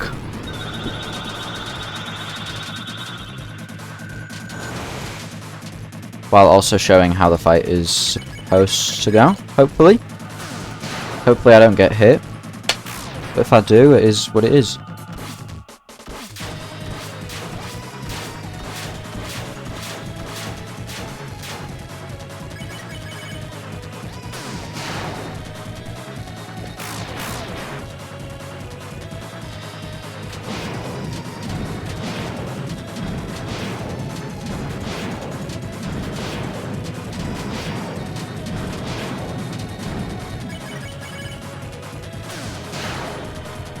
Yeah, also on that teeth attack, you don't want to be in the corners. You wanna try stay centered, because when you're in the corners, obviously you have less space. You have less space to move. So yeah, let's see that top tier grazing.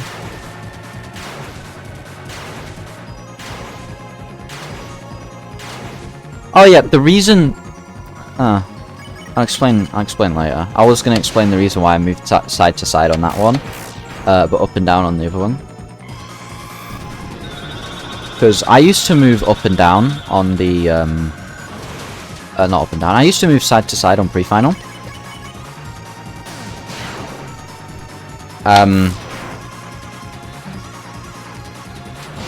But I stopped because I kept pressing up and down at the same time. And when you need to move, when moving up and down is quite crucial, because you need to move out the way, that can mess you up big time. So you need to have it. You need to have buttons that you can press to reliably get out of the way. So I switched to up and down because I realized I use 2 fingers to operate left and right, while I only use 1 finger to operate up and down.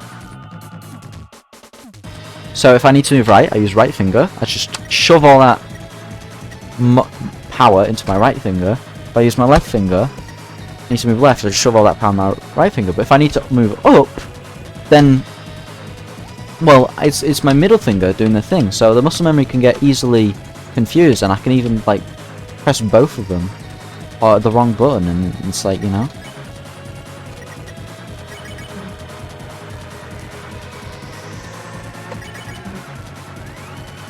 Yeah.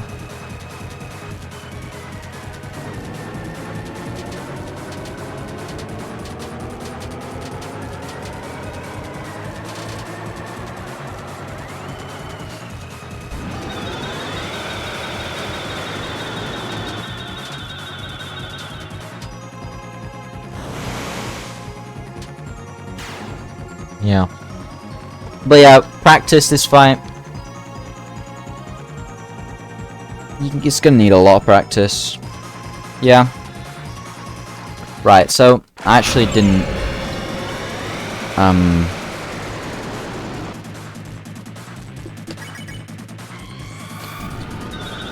does this mode not?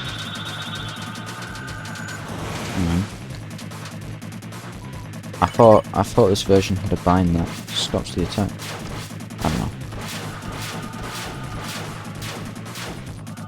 Yeah, if you're not sure if you use hold breath or not, just don't use it. You'll realise soon enough. Right, so I thought I had a bind that ends the attack, but apparently I don't, so going through the fight again. That's fine because I'm only showing a single attack in the fight.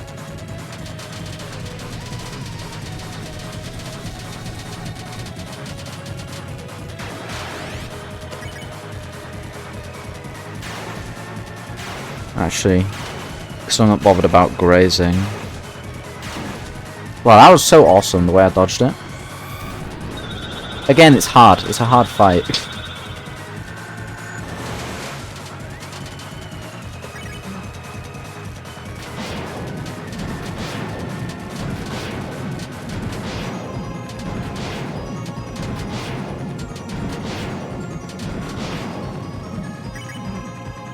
Yeah, Corridor 2. Yeah, if you don't do enough, you get this monstrosity. We don't like this attack because it sucks. I don't know what to say for this attack. Just small taps, light taps. Usually the taps will be away from the direction the swords are going. So like if the swords are moving here, you can see they're not going the same direction I am. You can see I'm going the same direction as the swords, generally.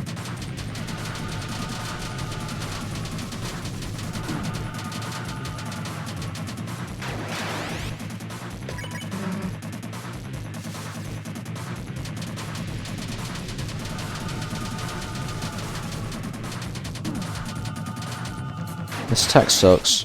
This is why we have 7-turn strats. This is why we get Tensionmax. This is why we get Tension Gem. Because of this attack. It sucks. But practice it. Practice this attack because you will undeniably get it. You can mess it up quite easy. You know? Unless your name is John Crits. Because if you miss like 3 Rouxls crits, you're basically done for. Yeah?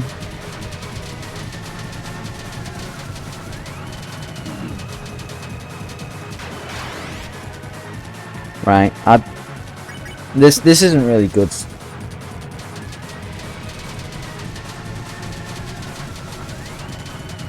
This isn't really good demonstration, but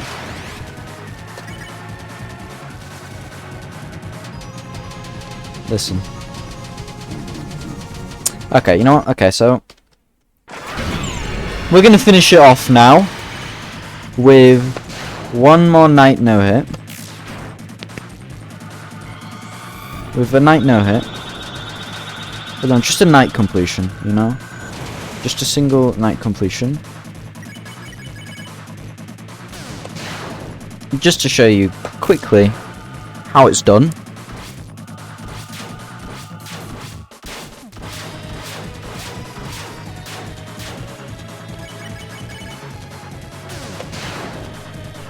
And then I'm gonna sign off.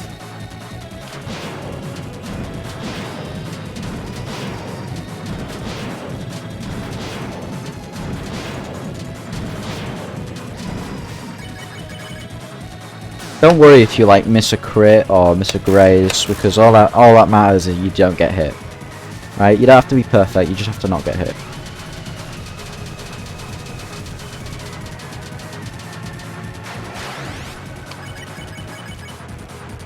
And the better you get at Corridor 2, the less bad these crits feel. Or these misses at crits feel. So I do have infinite HP here.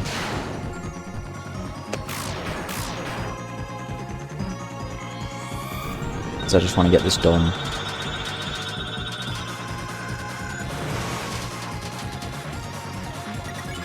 We've got tension jump, we don't have enough PP. Don't think that's gonna be enough crits though.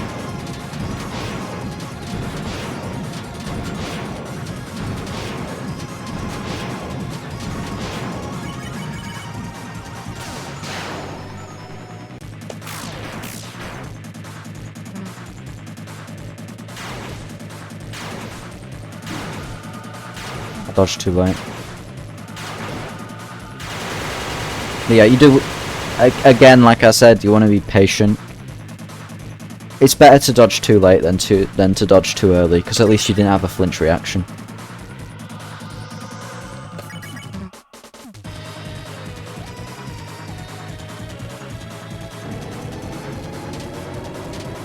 No, I'm not just coping because I got hit. I genuinely think late hits are better than.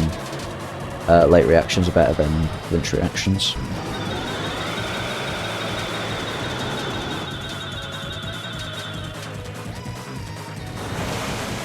Like if you normally flinch react and you do a late reaction instead, that's a win in itself.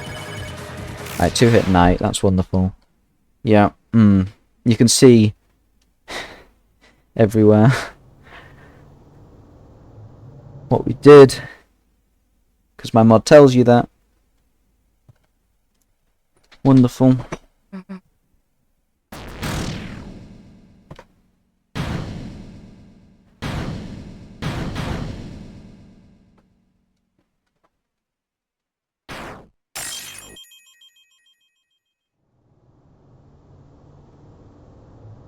So we're just gonna get the thing, the cutscene. Oh, I don't care. Just let me go through. I hope you enjoyed this video.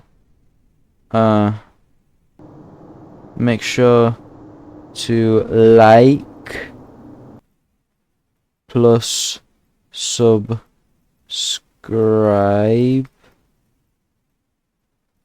:3 and a big love heart that I'm gonna colour in. I'm gonna start colouring in.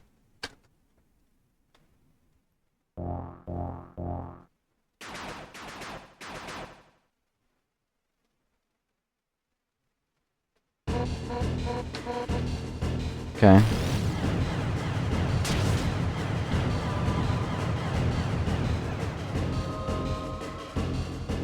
I hope you guys found some value out of this. And I'll leave timestamps and links to everything below.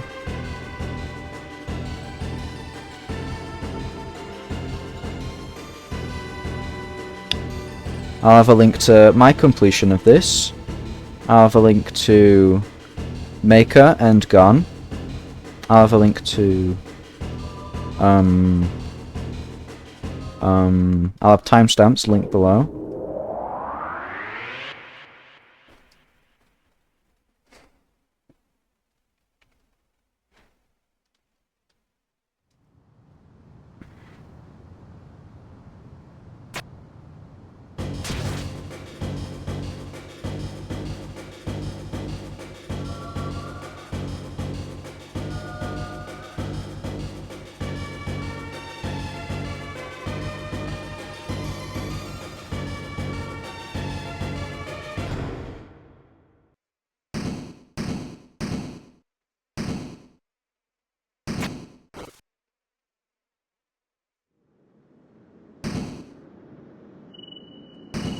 For speedruns, timer ends at the cut to black.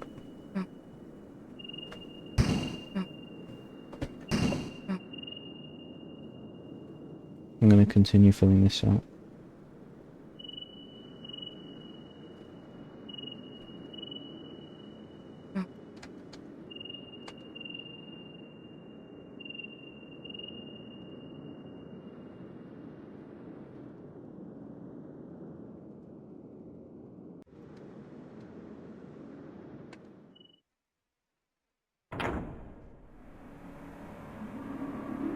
Wait, I can just make the cursor bigger. Oh, that's so much better.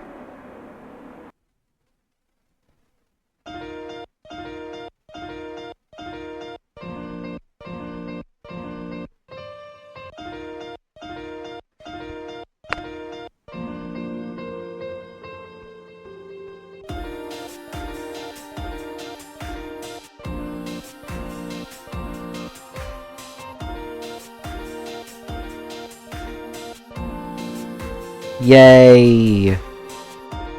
Alright. See you guys. Hope you enjoyed. Have a wonderful rest of your day, evening, or night. Goodbye.